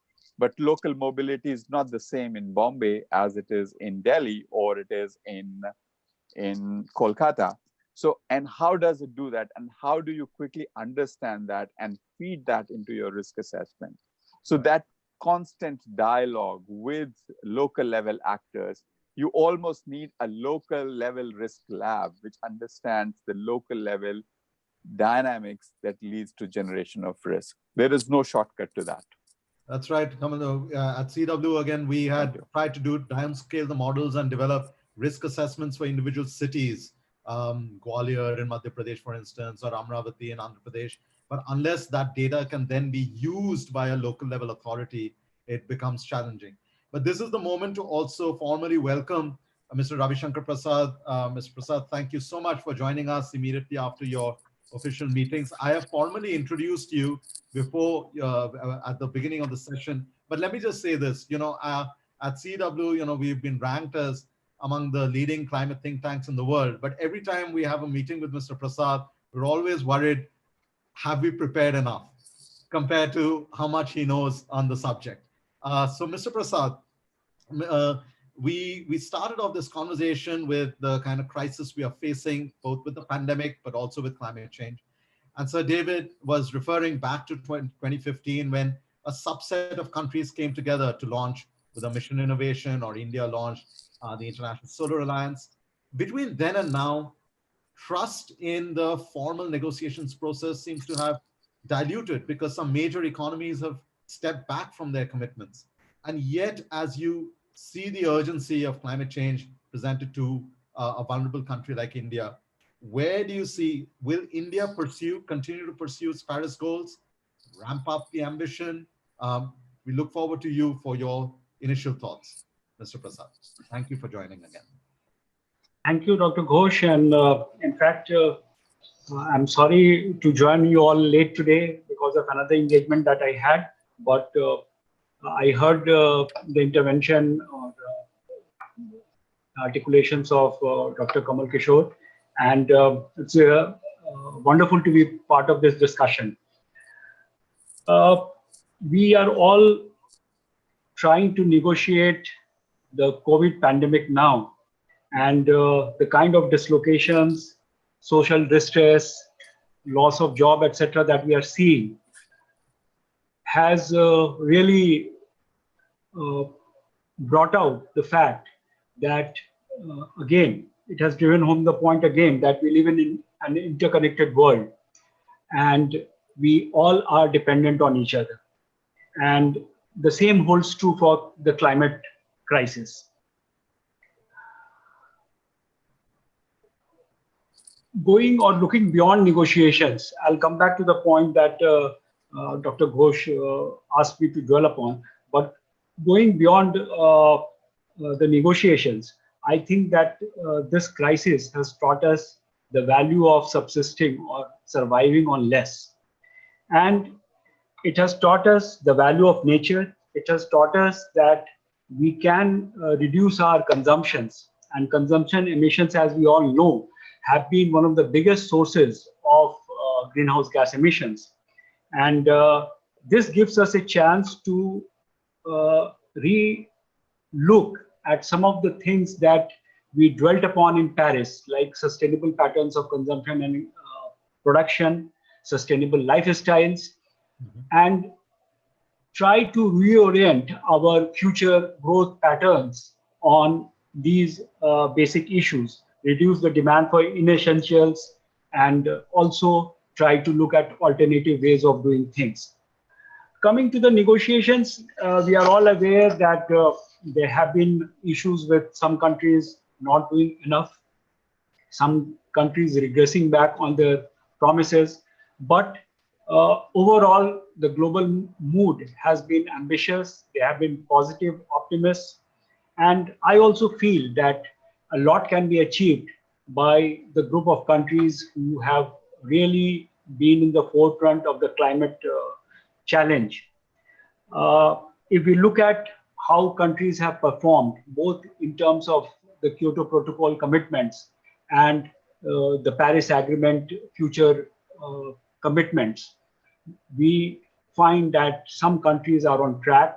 Countries like India's are doing more than what they had promised.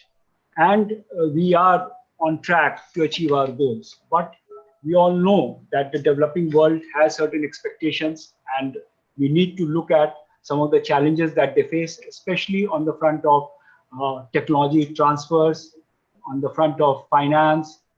These supports are required and will be required in the post-COVID world also. So they will remain some of the top challenges that we have. And of course, adaptation, the requirement for adaptation is something that we have to address. We have to look at new ways of doing our infrastructure development in terms of developing climate resilient facilities. And that would remain some of the work to be done post-pandemic.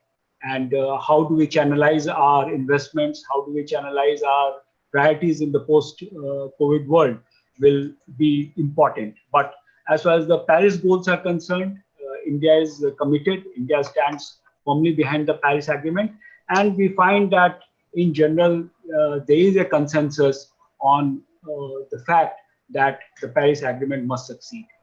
Thank you.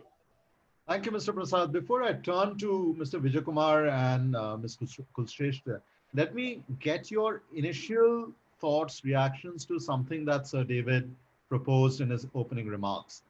Notwithstanding the mitigation actions that many countries are taking, some more than others, we still have a situation where the likely sea level rise is going to be several meters rather than the originally estimated just half a meter during the course of the century. A country like India with a long coastline will be particularly vulnerable. We know that, we've written about it. So the proposition was that could a smaller or a subset of nations come together, nations and sub-regional actors come together for what Sir David proposed as a global climate repair project, or an alliance of nations working on climate repair with large-scale carbon dioxide removal attempts being part of that initiative. What would be, I will bring Sir David into the conversation in a bit again, but what would be your initial thoughts around the need to basically get carbon out of the atmosphere, not just prevent more carbon getting into the atmosphere? Definitely, that's an important approach to tackling the crisis. And various experiments are being made in different parts of the world, including in India. And we would be happy to associate with such endeavors in the coming days. I would just like to highlight that India in the recent days has formulated a specific mission on coastal areas, which is to be launched shortly. And also we are doing a project with the World Bank, which was earlier known as ICZMP, Integrated Coastal Zonal Management Plan. But this time it has got a bigger focus on the climate risk and vulnerabilities and addressing the challenge of climate change in the entire coastal stretch of India. That is about 7,500 square kilometers. So this second phase is going to be launched from this year, and it has a very large component on addressing the challenge of climate change. Thank you, Mr. Prasad. Let me get in Mr. Vijay Kumar now. Mr. Vijay Kumar, even before you've begun making your interventions, a number of the questions that have come up are about what is the kind of recovery package, what is the society, what is the economy that we want to create in the post-COVID world. There are phrases like, is there an alternative economic plan? There are phrases like, can there be a V-shaped recovery if we had a greener economy for urban and rural India? You've been a champion of resilience in the rural sector. You've been an actor on the ground for 2 decades in just this area. So I want to ask you, from the perspective of the small and marginal farmer, how do they become more resilient against the numerous black swan events that Kamal was referring to earlier? Over to you, sir. Yeah. Thank you, Anaba. I think the COVID pandemic is a very rude wake-up call. As it is, the small and marginal farmers were under huge financial distress. And that is also what has led to the distress migration. And not only the farmers, the food system itself was under crisis. And as I see, Arnaba, there are 4 or even more emergencies which we are not taking very seriously. I hope someday we take it seriously. One is the financial distress of the farmers has been increasing over the last 2 decades especially. And the weather unpredictability and the water distress is going to add to their distress. At the same time, from a consumer point of view, the food that we are eating is ridden with chemicals, which is compromising our immunity and also lacks essential nutrients, which is because the way we are growing food is compromising on the nutrients in the food. As if these two are not enough, we also have a huge soil crisis. We have been losing soil, not only in India, but across the world. We have a huge water crisis, and there is a rapid loss of biodiversity. And accompanying global warming is going to make all these worse. And I don't even want to, speculate on what all can happen. And I leave it to Sujata to talk about that. But what is very interesting, Arnaba, is what we are finding out is that the very agricultural practices that we have been promoting are themselves a cause of destruction or a cause of, leading to greenhouse gases getting into the air, whether it's deforestation, crop residue burning, ploughing, biocides. So we have agriculture and food system being devastated by climate change. At the same time, agriculture practices and the food system, current business as usual, is a big contributor to that. So in that context, we visualize that can farmers provide the solution? And it's a big yes.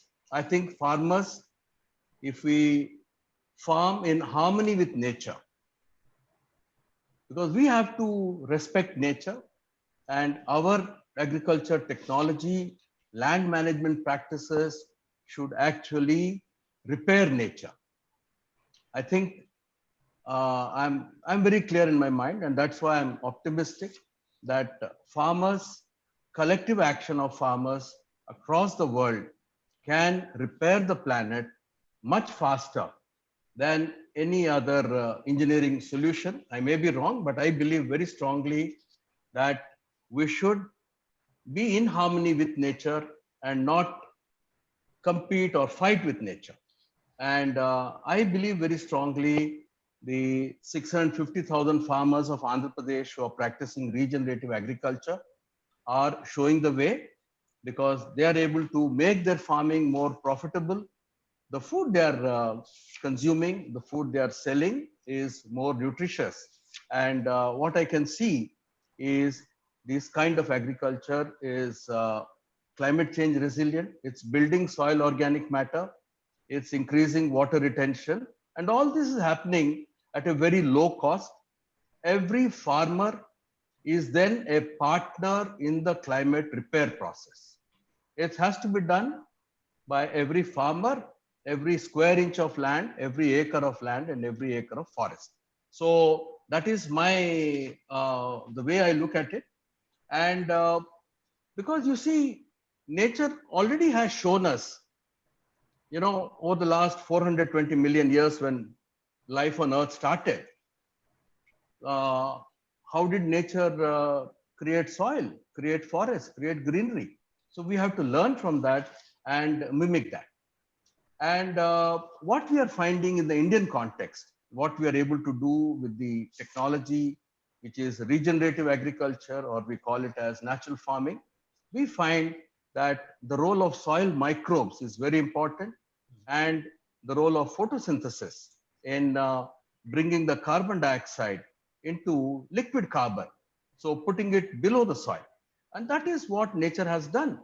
I mean, CO2 levels were much more higher in earlier era, but nature has shown a way of bringing down CO2 levels safely and increasing the soil organic matter through these agriculture practices, according to me, represents the best bet for addressing climate change, for addressing farmers' profitability, addressing health and nutrition, and the, you know, ensuring restoration of biodiversity.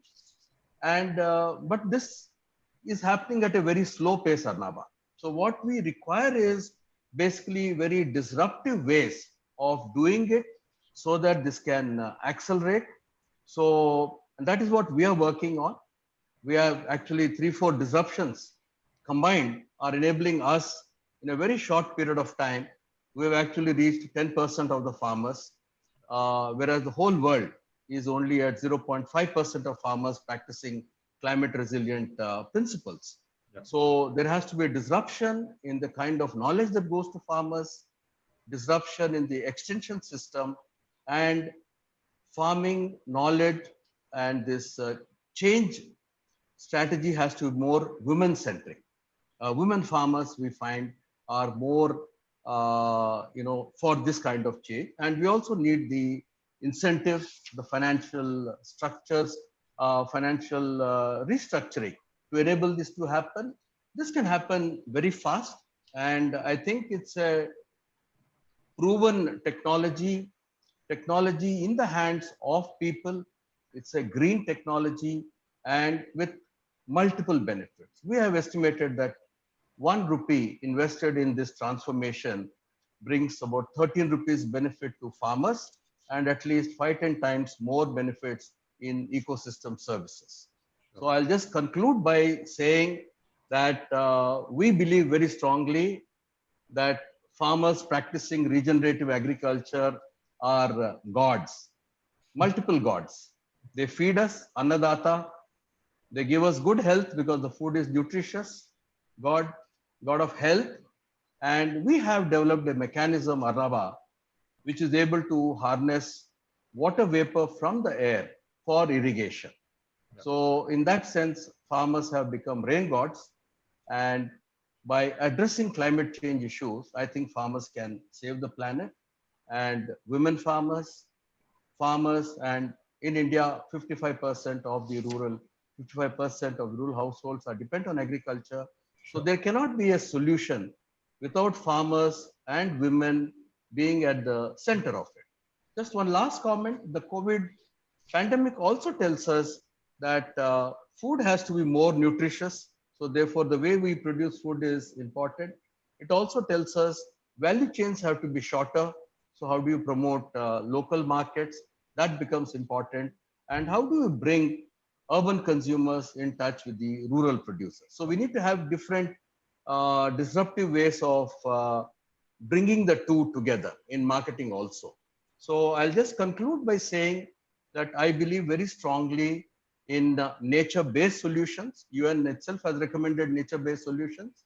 And I believe very strongly that every citizen on earth should be a partner in this process. It's not something which technologies alone can solve in the absence of citizens. Citizen action, either as producers or as consumers, is critical for this transformation. Thank you. Thank you, Mr. Vijayakumar. And we've been privileged to be independently evaluating the program that you're running in Andhra Pradesh. Our latest work on fertilizer use, as you know, found that if the farmers moved completely away from chemical fertilizers, just the fertilizer subsidies would come down by about $300 million each year for just the state of Andhra Pradesh, and could pay for the entire shift towards natural farming within 7 to 8 years. But the point about nature-based solutions is also something I know that the UK government has put forward quite strongly in its dialogues and deliberations with other countries leading up to whenever COP26 happens. But you talked about the role of citizens. So let me turn to Sujata Kulshrestha, who is a filmmaker, but you're also a lay citizen. You're not a so-called climate expert. You're not a climate modeler. And I want to ask you, what made you want to make a film on climate risks? And what did you learn in the process? Once we hear from you, there are a lot of questions that have come from the listeners, and I want to come back to all the panelists with a bunch of questions that I want to pose to you in the last 20 minutes. So Sujata, 5 minutes to you.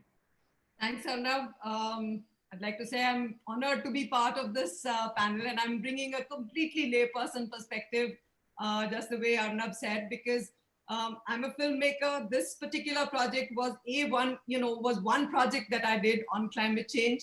But having said that, there was almost 3-4 months of research that went into making the film, and there were a lot of revelations that we as a team had, as well as I think there were revelations that we were able to pass on to our viewers through the film and through the communication.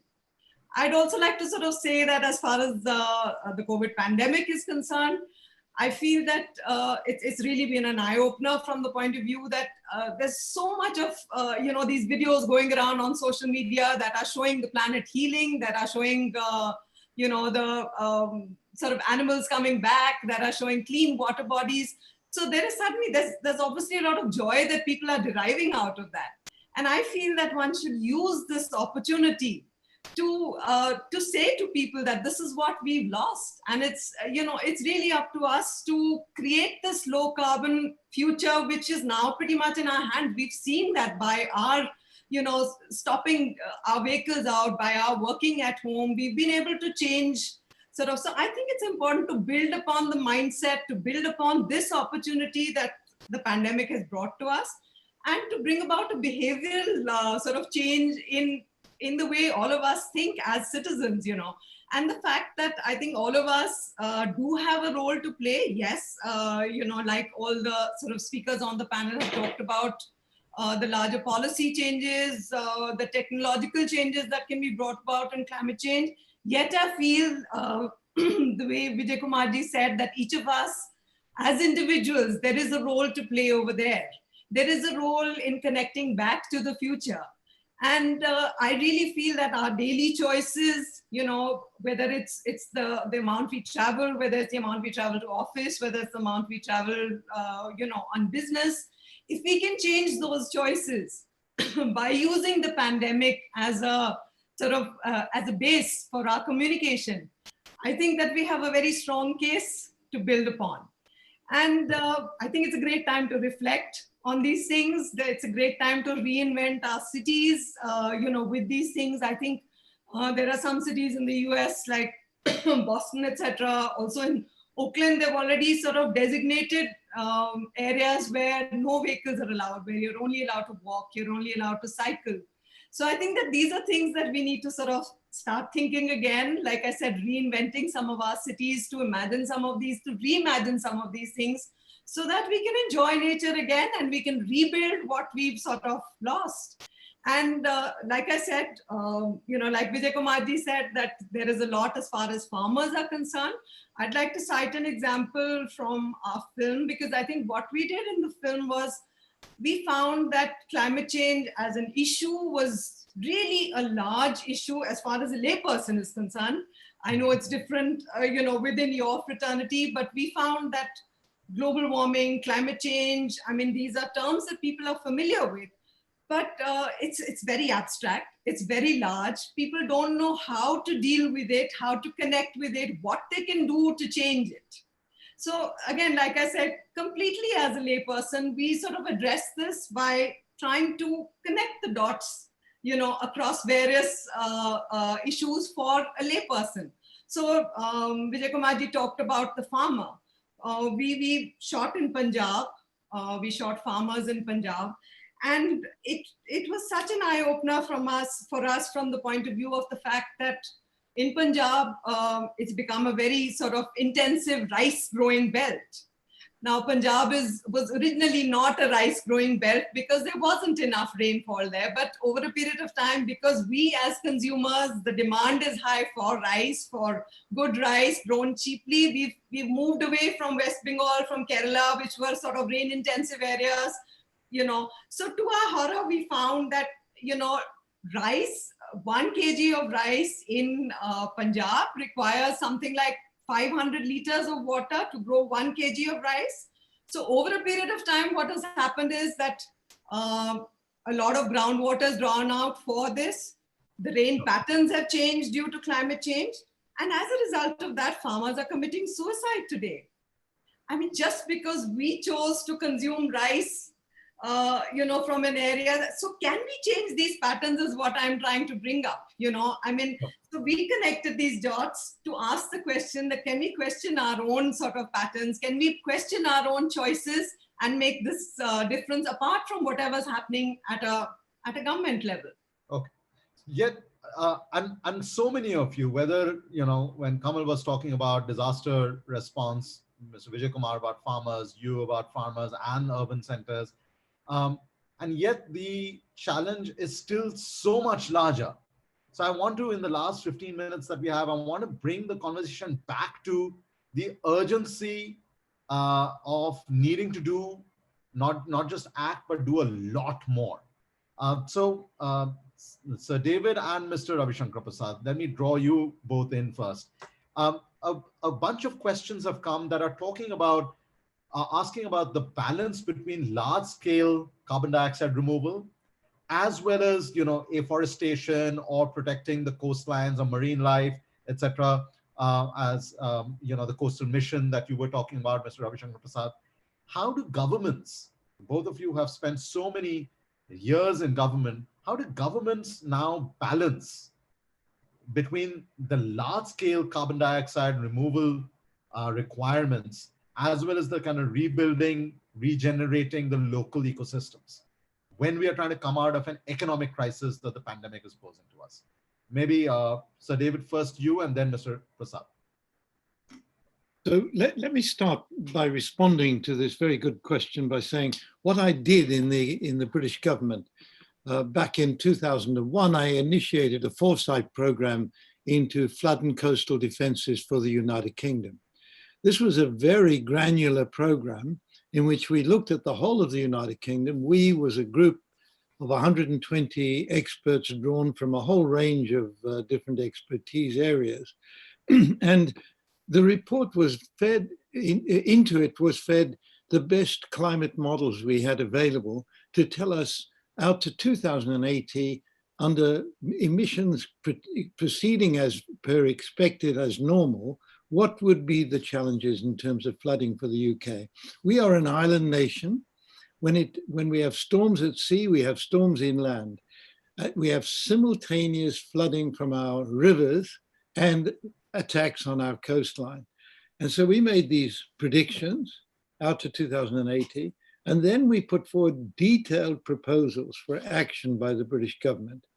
And we said this is going to cost roughly £500 million a year initially, but it would have to rise depending on global action on reducing emissions. So we said by 2020, it should be 1 billion a year, but it would keep rising. And today, greenhouse gas emissions are still rising exactly as the model that we used in that period of time. So what I'm saying is there are significant, useful models that can be applied locally. These models have to be produced for each region of the world at a very small pixel scale. The big global models are operating at a pixel scale that's far too big for this kind of adaptation process. But do come to the British Met Office, where we have one of these models, and that model can be run for any small region of the world or any large region of the world. And the predictions for us have been very accurate. We had the biggest floods in our history, 2012-13, and that was not predicted to be at that point in time. We thought it might happen by 2020. This was an extreme weather event. What we put in place probably saved about 100 to 200 billion pounds in loss and damage. The total loss and damage in that flood was about £500 million. Right. So the action we put in place was far more valuable than we could have predicted. And this is the whole point about prevention and risk management. You really get a very big return on your investment. Right. That's a great example. Mr. Prasad, your response? Yeah, I think the way things are panning out, especially in countries like India, we are looking at large scale changes in our CO2 emissions on account of shifting from fossil fuel based energy sources to renewables. Not only talking about 175 gigawatts, but now looking at something like 450 gigawatts by 2030 or so. And at the same time, looking at changing the transportation patterns, looking at various changes that are coming in the agricultural sector itself. At the same time, we have been seeing the forest as net sinks, and about 12% of emissions of India are neutralized by the forest and tree cover that we have. And one of the things that we are looking at in this decade is to enhance this capabilities of the forest to sequester carbon dioxide to the tune of 2.5 to 3 billion tons of CO2 equivalent. At the same time, we also are looking at combating desertification. And there is a pledge, the bond pledge, which aims at 26 million hectares of area to be protected from land degradation and desertification. So there are huge long-term plans which are being unrolled, which are being put into practice. And as we know that apart from the government, it is also some of the changes that are happening at the local level. In fact, many of the districts in India now, not only the states have a state action plan of climate change, but the districts also have started having their own plans. And in many places, we see that the vulnerability and risk assessment have been made. There have been various studies which have gone into these issues. And coming back to one of the points that Ms. Sujata made regarding the shifting of the cropping patterns, etc., that is something which has always been one of the issues that the policymakers have been grappling with. In fact, under a National Adaptation Fund scheme in Telangana, we have tried to encourage farmers to shift to different patterns of cultivation, which is more friendly to the nature. Even in Punjab, there have been some attempts, but there's a lot of economics and there's a lot of profit and loss associated with the change in the cropping pattern. And it's a long-term, fight. It's a long-term strategy that will do the trick there.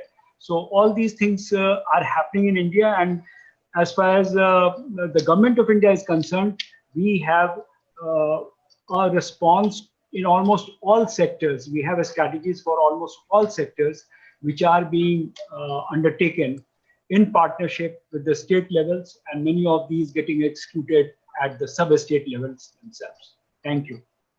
Thank you. We have just 9 minutes left. And before the organizers kind of shut us off.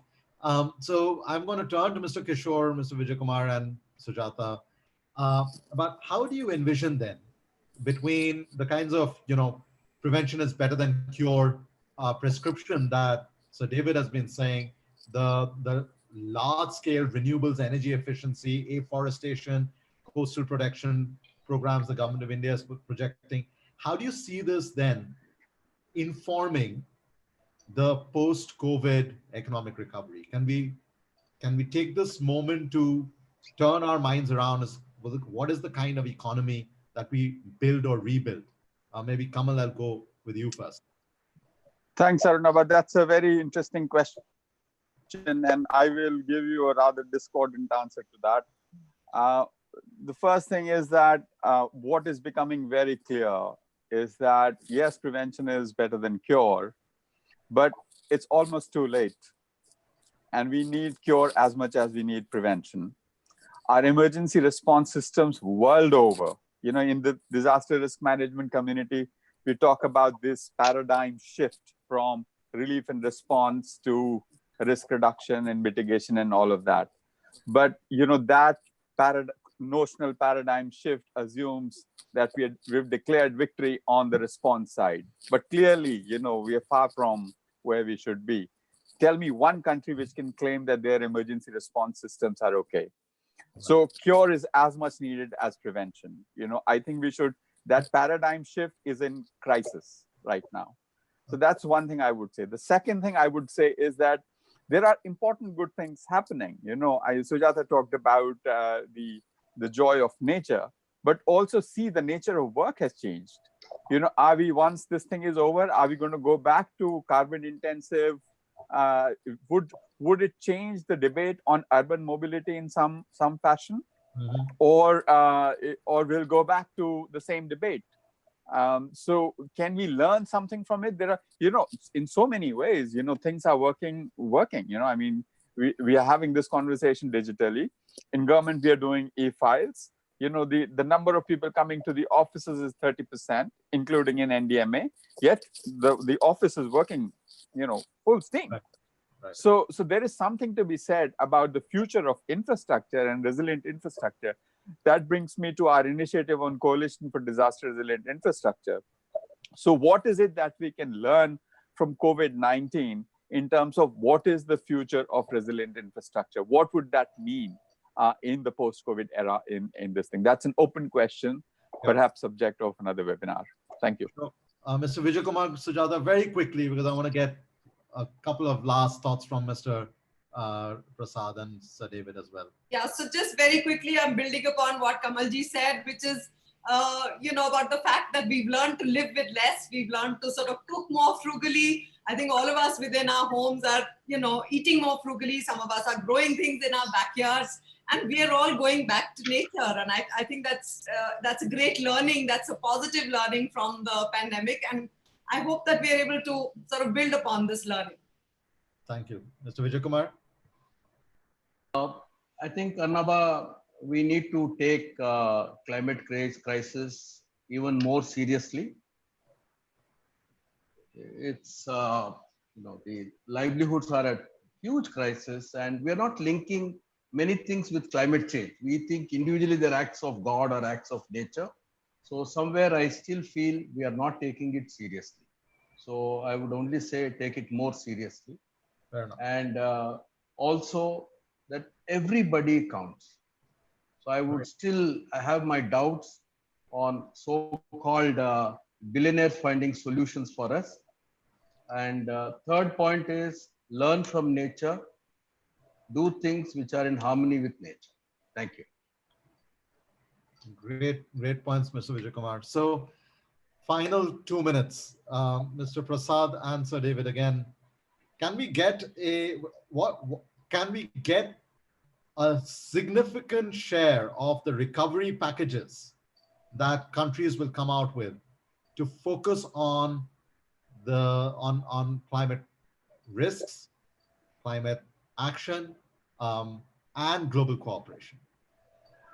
Mr. Prasad? I think it will be difficult to answer this now, as we are still evolving our responses to the packages and how things are going to unfold. By and large, the contours that have been highlighted in different countries are designed sectorally, and their impact on the ground and how it imbibes the thoughts on climate change is something that we have to work on. And I think in the next few months, we'll be having a clearer picture on that. Thank you. So, David? I think the first thing I want to say very quickly is there are some countries that have led the way properly on this COVID-19 outbreak. Not Britain.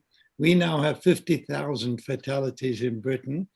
It's Greece, which has 150 fatalities, and Greece is now coming out of the outbreak. Greece was the model country stepping ahead as soon as the epidemic became known. Absolutely astonishing. And there they are, not a rich country in the European Union.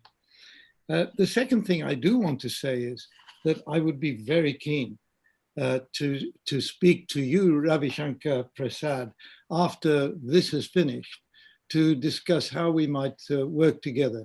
I want to just come back to mission innovation.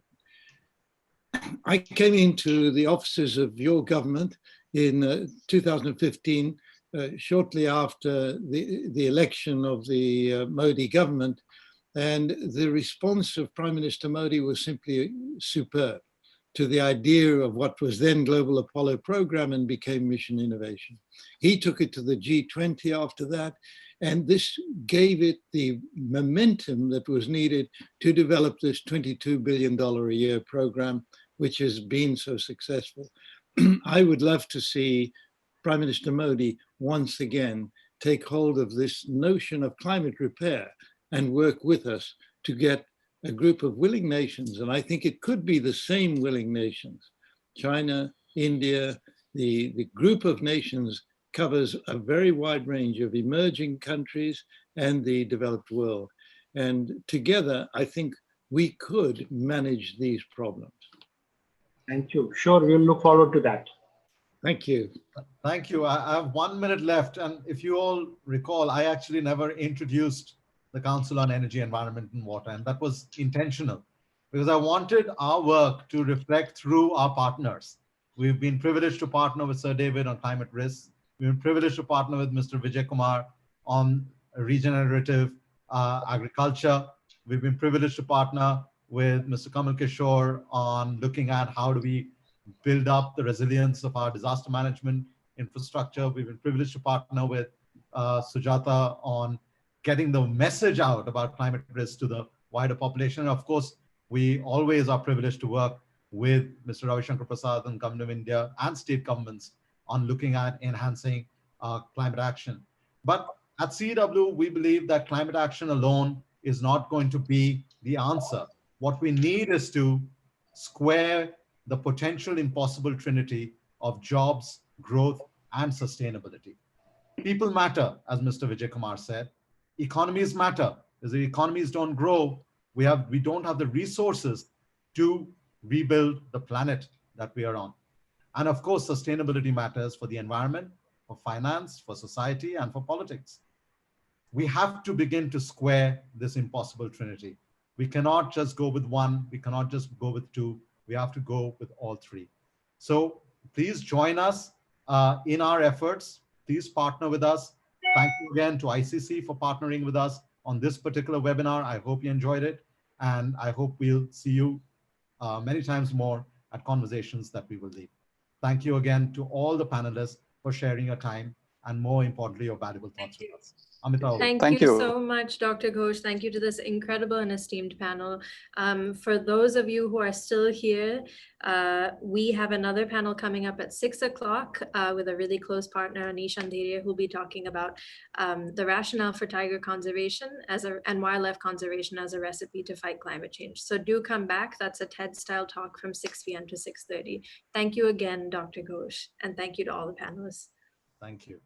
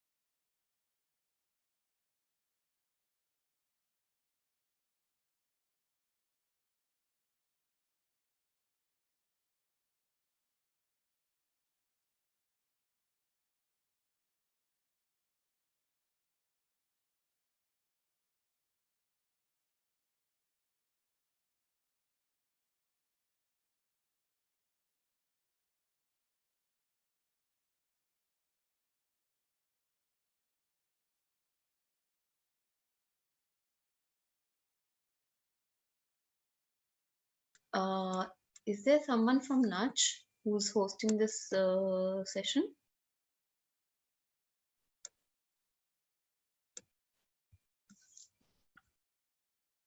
Hello? Am I on?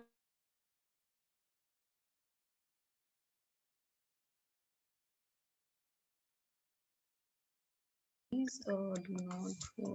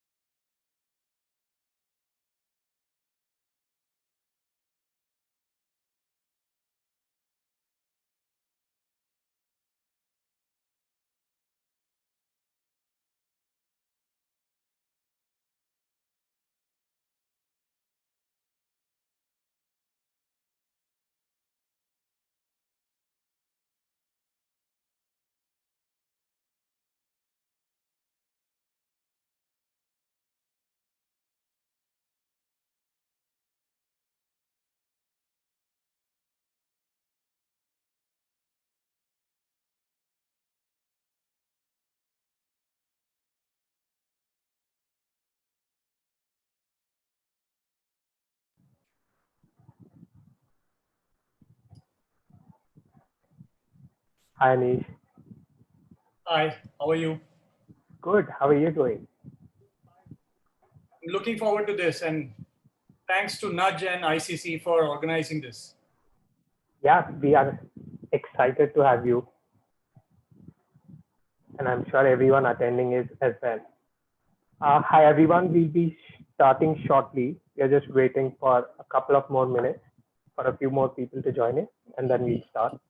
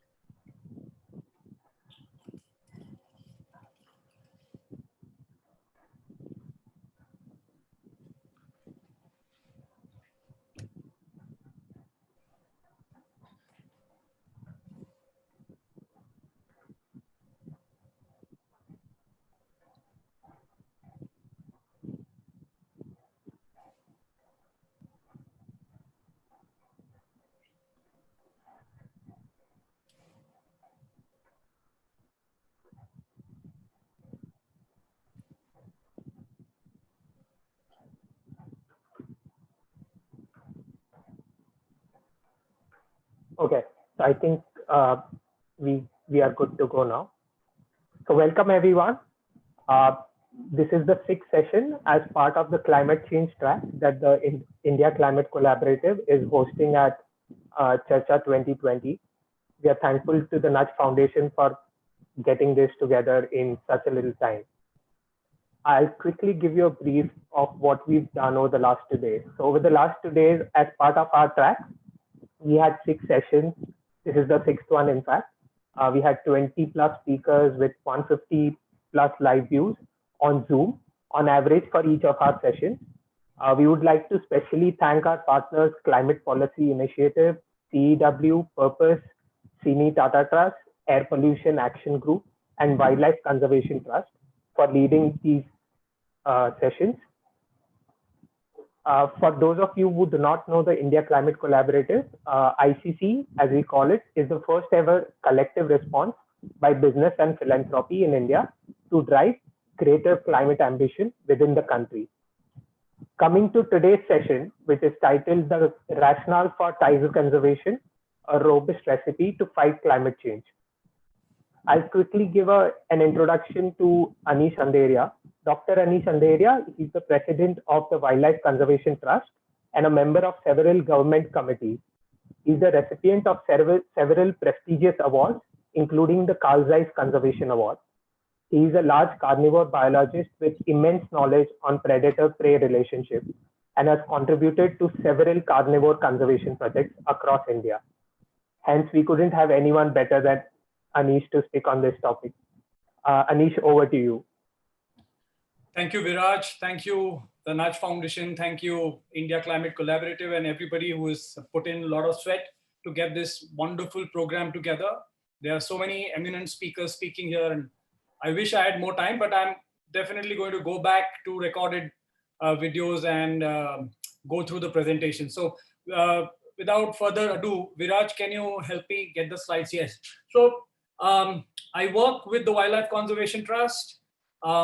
As an organization, we work to conserve large landscapes. We have a 360-degree approach where we work both inside and outside protected areas. By protected areas, I mean national parks, sanctuaries, conservation reserves, community reserves. And you cannot, and we believe that you cannot protect wildlife just by securing these sanctuaries, because wildlife, and in India, you have no boundaries on the parks. The wildlife from the park disperse, and now in India, nearly 25% of all our tigers are outside. And so in fact, tiger is a guiding light, as I always say, because if you want to conserve the tiger, you need large landscapes. And when you conserve large landscapes, you are automatically conserving forests. You are stalling forest degradation. You're fighting fragmentation. And everybody knows that if you want to fight climate change, the best bet is to get the forest back. So tiger is basically showing Wildlife Conservation Trust a way to bring the forest back and in turn fight climate change. So this topic is basically from the eyes of the tiger. I want to share with the audience as to how one can actually find cook up a perfect recipe to fight climate change. Viraj, next. I am a highly optimistic person, but even a person like me who is so optimistic gets worried when you look at all the facts and figures. In the past 70 years, the world population has tripled, and the demand for water has increased sixfold. So you can imagine with 1.3 billion people, the kind of water that we require. And when I say water, I mean surface water, which means our forests are rain-fed. And in India, we are looking at hundreds of rivers. And the only way a population of 1.3 billion people can survive in a country like India is if we have good, secure river systems. In the last, I would say about 40-45 years, there has been a decline of 60% of the populations of vertebrate species. It's a startling figure. By vertebrate, I mean, it's not just mammals. We are talking of birds, we are talking of reptiles, we are talking of amphibians, and this is world over. So this is not just India, but this is a global phenomena. 18 of the last 19 years have been the warmest years on record. India, as you know, has been constantly subjected to erratic weather. We had floods in Kerala. Nobody had ever seen something like that. A few years back, we had flash floods up in the Uttarakhand region. And every year you lose a lot of livestock life, also a lot of loss in terms of property because of erratic climate weather behavior. And what is even more scary is if business goes as usual, which means if we continue to do what we have been doing in the last 10 years, by 2030, we will be looking at nearly 140 million climate migrants. And by climate migrants is a softer way of calling, of talking about refugees. So these are migrants who are going to be forced out of the countries or the states or the cities where they are living. We are currently in the middle of one of the biggest health challenges that the world has faced. And over the last 15 days, I'm sure each one of you has seen tons of videos of my laborers who are moving out of Bombay into their villages. This is not even the tip of the iceberg. We are looking at entire countries having to migrate into the other nation. India keeps talking about a lot of migrant labor that comes into India from Bangladesh. But Bangladesh, as you know, is on the delta, and delta is formed by when the river hits the sea, all the deposition of the silt. So it is very, very vulnerable. A country like Bangladesh, a country like Maldives, even parts of West Bengal, they are highly vulnerable to sea level rise and climate change. And because the temperature is escalating at a phenomenal rate, scientists predict that there will be many feet rise in the sea levels. And when that happens, many of our coastal cities, some of the most important cities in India like Chennai, even Mumbai, which is the financial capital of the nation, is also under severe threat from climate change. So climate change is now going to throw a lot of challenges, which will then cascade into several other problems. And you know that when people are moved out from where they are living, they obviously don't have any choice anymore. And in a lot of Africa, in a lot of other nations where mass migrations have happened because of environment degradation, there has been an increase in social unrest. There has been people who because of sheer force of earning money so that they can eat food and survive a single day, people have become violent. It has become a law and order situations. Extremist groups like Boko Haram have been born. In the last 1 year, we have seen that huge amount of forests have got burnt. some deliberately, like we have seen in Brazil, where large tracts of pristine rainforest was burned by people. And on the other hand, in Australia, because of increasing temperatures, reducing humidity, and reduction of moisture in the soil, there has been uncontrolled fire. So we have lost thousands of hectares of forest in this year. But if you go by the figures of 2017, you can imagine when there were not so many fires, the world lost nearly 16 million hectares of tree cover in that year. So you can imagine with every progressing year, because of the impact of human beings, there has been a huge amount of depletion of natural resources. Next slide, please. Well, India with 1.3 billion people, there are challenges. There is huge amount of dependence on surface water, on forests, even today. Next. 4% of the world's renewable water is found in India. However, India supports 18% of the world human population. So you can see that surface water is more important than any other country in India. Next slide.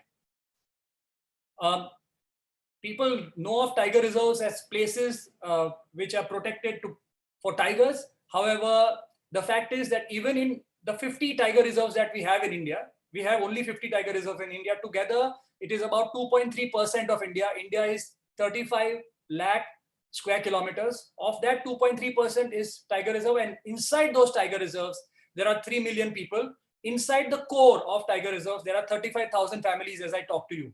And nearly 100 million more depend for something or the other. At least about or up to about 40% of their daily subsistence comes from the resources, from natural resources or from the tiger reserve. So you can imagine the dependence of such large populations on such small areas. Next slide, please.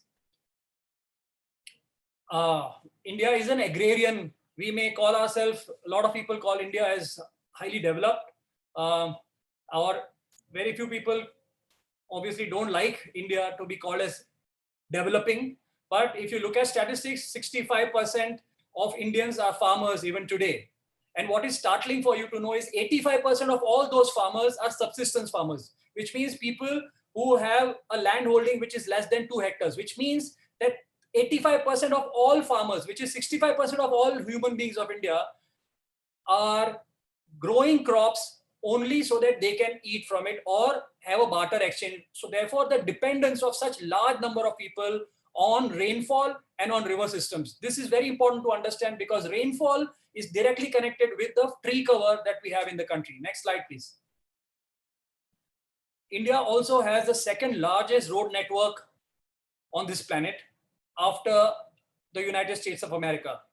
And today we are building the roads at a rate of 28 kilometers a day. And when I say building roads, I'm talking about 4-lane and 6-lane highways. We expect that that will reach about 44 kilometers a day in a few years' time. And India will overtake America when it comes to road length. And all these new roads or the old roads which are getting widened are further going to fragment the forest. And because of fragmentation, there will be a huge impact on movement of animals. And animals are extremely important for the forests to give you the kind of ecosystem services that it gives. Climate change, people wrongly believe that if you grow trees, we can fight climate change. Trees are just one aspect of it. A biodiverse forest has higher, much greater capacity to sequester carbon than a monoculture forest. And when you say biodiversity, it's not about plants, it's also about animals because there is huge amount of interaction between species. It is like a thick and very, very intricately woven web of life. Any species from there that is pulled out, it will imbalance that web. The only problem is that the imbalance and the impact of that imbalance is felt after many years. So there's a time lag. And that's why people don't feel worried when they see forest or a tree being cut. But actually the forest that goes down will have an impact maybe 50 years down the line. And so for the last 200 years that human beings have degraded forests all across the world is why we are facing the problem today. So we must understand that every standing tree is as important as the rainforest of Amazon. Next slide, please. And because of climate change, there is erratic behavior of weather, the severe floods, droughts, and it keeps happening in a sinusoidal form. forest fires, as we have already experienced this year, so I don't need to go much in detail. And because of the increasing temperature and humidity regimes, the cropping patterns have changed, and huge amount of crop loss has been seen, especially in fruiting trees up in the mountains. Next slide. And when you fragment forests, when you degrade large forest tracts, obviously wildlife has nowhere to go, and therefore the interaction between wild animals and human beings have gone up. In fact, COVID-19, the disease that we are all reeling under, is also an offshoot of years of degradation and of hunting of animals. So the interaction between human beings and wildlife has increased, either because of bushmeat trade or because of degradation and fragmentation. And the kind of human wildlife interactions are happening. People are perceiving animals as threat, and they are calling these interactions conflict. And once it's categorized as conflict, the reaction that you see from a crowd is completely different. And so we have to be mindful of the fact that even if the forest is standing, because of continuous degradation or fragmentation, you are going to have large amount of interactions, and a lot of animals will lose life, because a lot of animals have been burnt alive, stoned to death when they have come out in human habitations. Next slide. There has always been a pressure on wildlife from the illegal trade, largely fueled by China and Vietnam, but a lot of Southeast Asian countries use wildlife body parts. Tigers, elephants, rhinos, pangolins, these are some of those mammals that are impacted, but illegal trade pretty much impacts sharks, seahorses, whales. So that number just keeps going on. India has good amount of protection, but there is always a pressure from the international mafias, and because all these animals are traded not for cash but for drugs. They are traded for ammunition, and they are traded for humans. So wildlife trade goes hand in hand with three of the world's most deadliest trade, that is ammunition, drugs, and human trade. Next slide. So despite having so many issues, how is it that India has still been able to manage to protect such biodiverse forests? The main reason is the Declaration of Wildlife Protection Act in 1972, and then a subsequent declaration of the Forest Conservation Act in 1980. This beautiful photo I had taken in Bandipur Tiger Reserve. You can imagine the size of the forest. The elephant looks like an ant, but mind you, that elephant is nearly 3,500 kgs, and the tusks are almost touching the ground.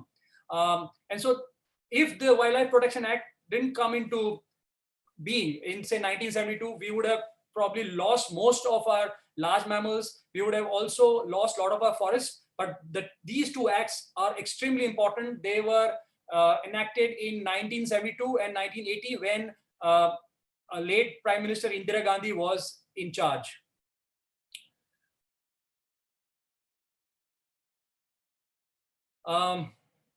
Currently, the government has constituted several special tiger protection force in several tiger reserves. The patrolling is also very systematic since the last 4 or 5 years. It's called N-Stripe, where the patrolling log is kept on a GPS and all that is collated. So the field directors of many of our tiger reserves constantly are updated about areas which are not being patrolled or areas which are under severe threat. So the government is taking a lot of measures to reduce the pressure on the forest. They have also, the NTCA, that is National Tiger Conservation Authority, have actually gone in and come up with a law which says that if they find a dead tiger, it will be treated as a poached tiger unless the forest department can prove that it died naturally. So which puts a lot of pressure on the field directors, and which is a good thing. And nowadays it's almost always that whenever an animal is dead, we hear about it. In the past, say maybe 20 years ago, many tigers would disappear without anybody realizing where they went. Next slide. The frontline forest staff is recruited from local communities, and so therefore they see the sense in protection of wildlife. Most people who feel alienated because of conservation will actually never support wild animals around their houses. So the way the forest department functions now is a lot of their guards and the watchers are hired from people who either living in the forest or around it. Even the forest department also raises a lot of livelihood programs. So there are people in the communities that actually get hired to either fight fire or make roads. So there is huge amount of money that is being made by local communities through forestry work. There are national boards of wildlife and state board of wildlife as well. Every state has a state board of wildlife. So any project that is infringing into a protected area or a corridor or eco-sensitive zone or even a forest land has to first go for clearance to these boards. Only when these boards clear them is when the projects can go on. So these are important measures that our government is taking. Next slide, please. There is prompt monetary compensation. So there are huge number of cattle and livestock around our protected areas. There is a huge amount of injury that is caused either to these cattle. There can, because of the interaction between people and wildlife, some human beings do lose their lives, but the forest department compensates for the loss of cattle and also for injury and death of human beings very promptly. More than the death of cattle, the poor population who are doubly marginalized around the forest are reeling under the pressure from crop depredation, which means the deer and antelope constantly go and raid their crops, and there is huge amount of loss for the farmers, and the government is trying to compensate for this. It's not very easy. They're trying to set up joint forest management committees where people and forest department jointly protect that area to get a buy-in from the people to get the forest back. Next slide. Next slide, please. There are a lot of, as I said, nearly 35,000 families living inside our tiger reserves even today. But the government has introduced a voluntary resettlement program over the last 7 or 8 years. Several thousand families have voluntarily moved outside some of our tiger reserve cores, thereby creating inviolate spaces for wildlife. That has actually boosted the population of wildlife, and all these resettlement programs are jointly funded by the state, largely the state, but also by the NTCA, National Tiger Conservation Authority. There are programs and schemes like Dr. Shyama Prasad Mukherjee Janvan Yojana at least in Maharashtra, where the villages that are situated inside the core or inside the buffer zone, or sometimes even in the corridor region, get additional funding from the government so that they can install solar lamps, so that they can insulate themselves from wildlife. That is helping in improving the relationship between the local communities and the people. Anyways, India is blessed because our culture is such that we are very, very closely connected with nature, and that is, I think, one of the main reasons why we still have wildlife in India, apart from the protection that is being given to the forest. Next slide, please. India is probably the only country in the subcontinent that's investing such large amounts of money. Nearly 250 crores were spent to build several underpasses on a stretch of road that was cutting through the forest. This is a road that is cutting through the corridor between Pench and Nagzira Navegaon. In another stretch, actually the road passes through the buffer zone of Pench Tiger Reserve, and the government has actually pumped in nearly 250 crores to build this kind of elevated passages in between so that animals can move underneath. Local communities are also involved in running tourism outfits around their guides, all the drivers, everybody comes from the local communities. Therefore, the forest is then looked at as a money earning business, and therefore there is a positive reinforcement in the kind of relationship that the people enjoy with the forest. Next slide, please. And because of all that, and because of the culture, because of the tolerance of the Indians, we today, as I talk to you, we have 869 protected areas in India. However, the area that comes under these parks is about 5% of the country. So it's not such a huge area, but it's still quite commendable. Knowing about the kind of problems that we have, India is the only country on earth that has 3 large cats, that is the lion, the leopard, and the tiger. India has 70% of all Asian elephants, 85% of all one-horned rhinos, and 100% of all Asiatic lions. So in 2020, India actually has seen an increase in wildlife population, not the other way around. Next slide, please. And all these efforts that have gone in has resulted in several such beautiful forests. This picture I had taken in Corbett Tiger Reserve early morning in winter.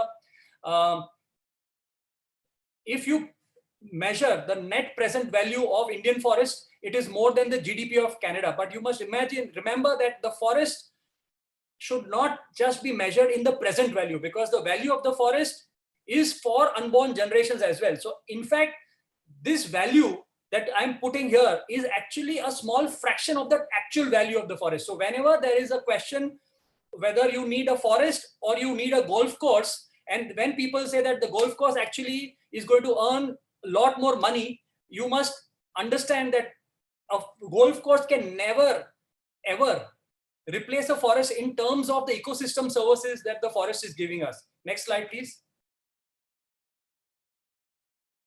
600 rivers. Why protect tigers? People ask me. 600 rivers originate from or are fed by tiger bearing forests.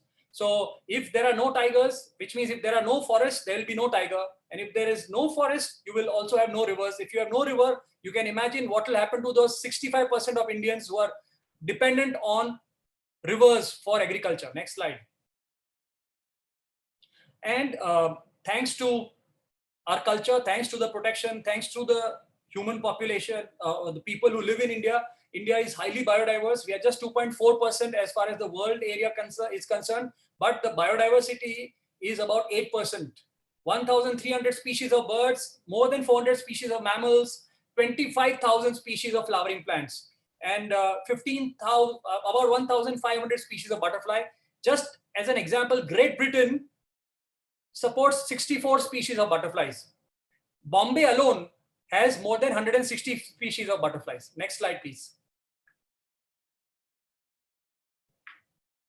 Forests, and most people say that, you know, there is a lot of livestock and that is destroying the forest. While that is true, what is important is that these cattle that are eating into our forests are actually feeding those families. So currently, while these are degrading the forest, but they are supporting 40% of the energy needs of the people of India, and 30% of the fodder needs. So if these forests were not there, you wouldn't even have these pasture lands and the foliage for the cattle to survive. So people who argue for cattle against forest should be told that if there were no forest, we would really, it is impossible for the farmers and for the herders to have such large stock of animals. Next slide. This is interesting for people, for businessmen. You need to know, we always talk of return on investment. And if we look at the amount of money that the government puts in to protect this 5% of India,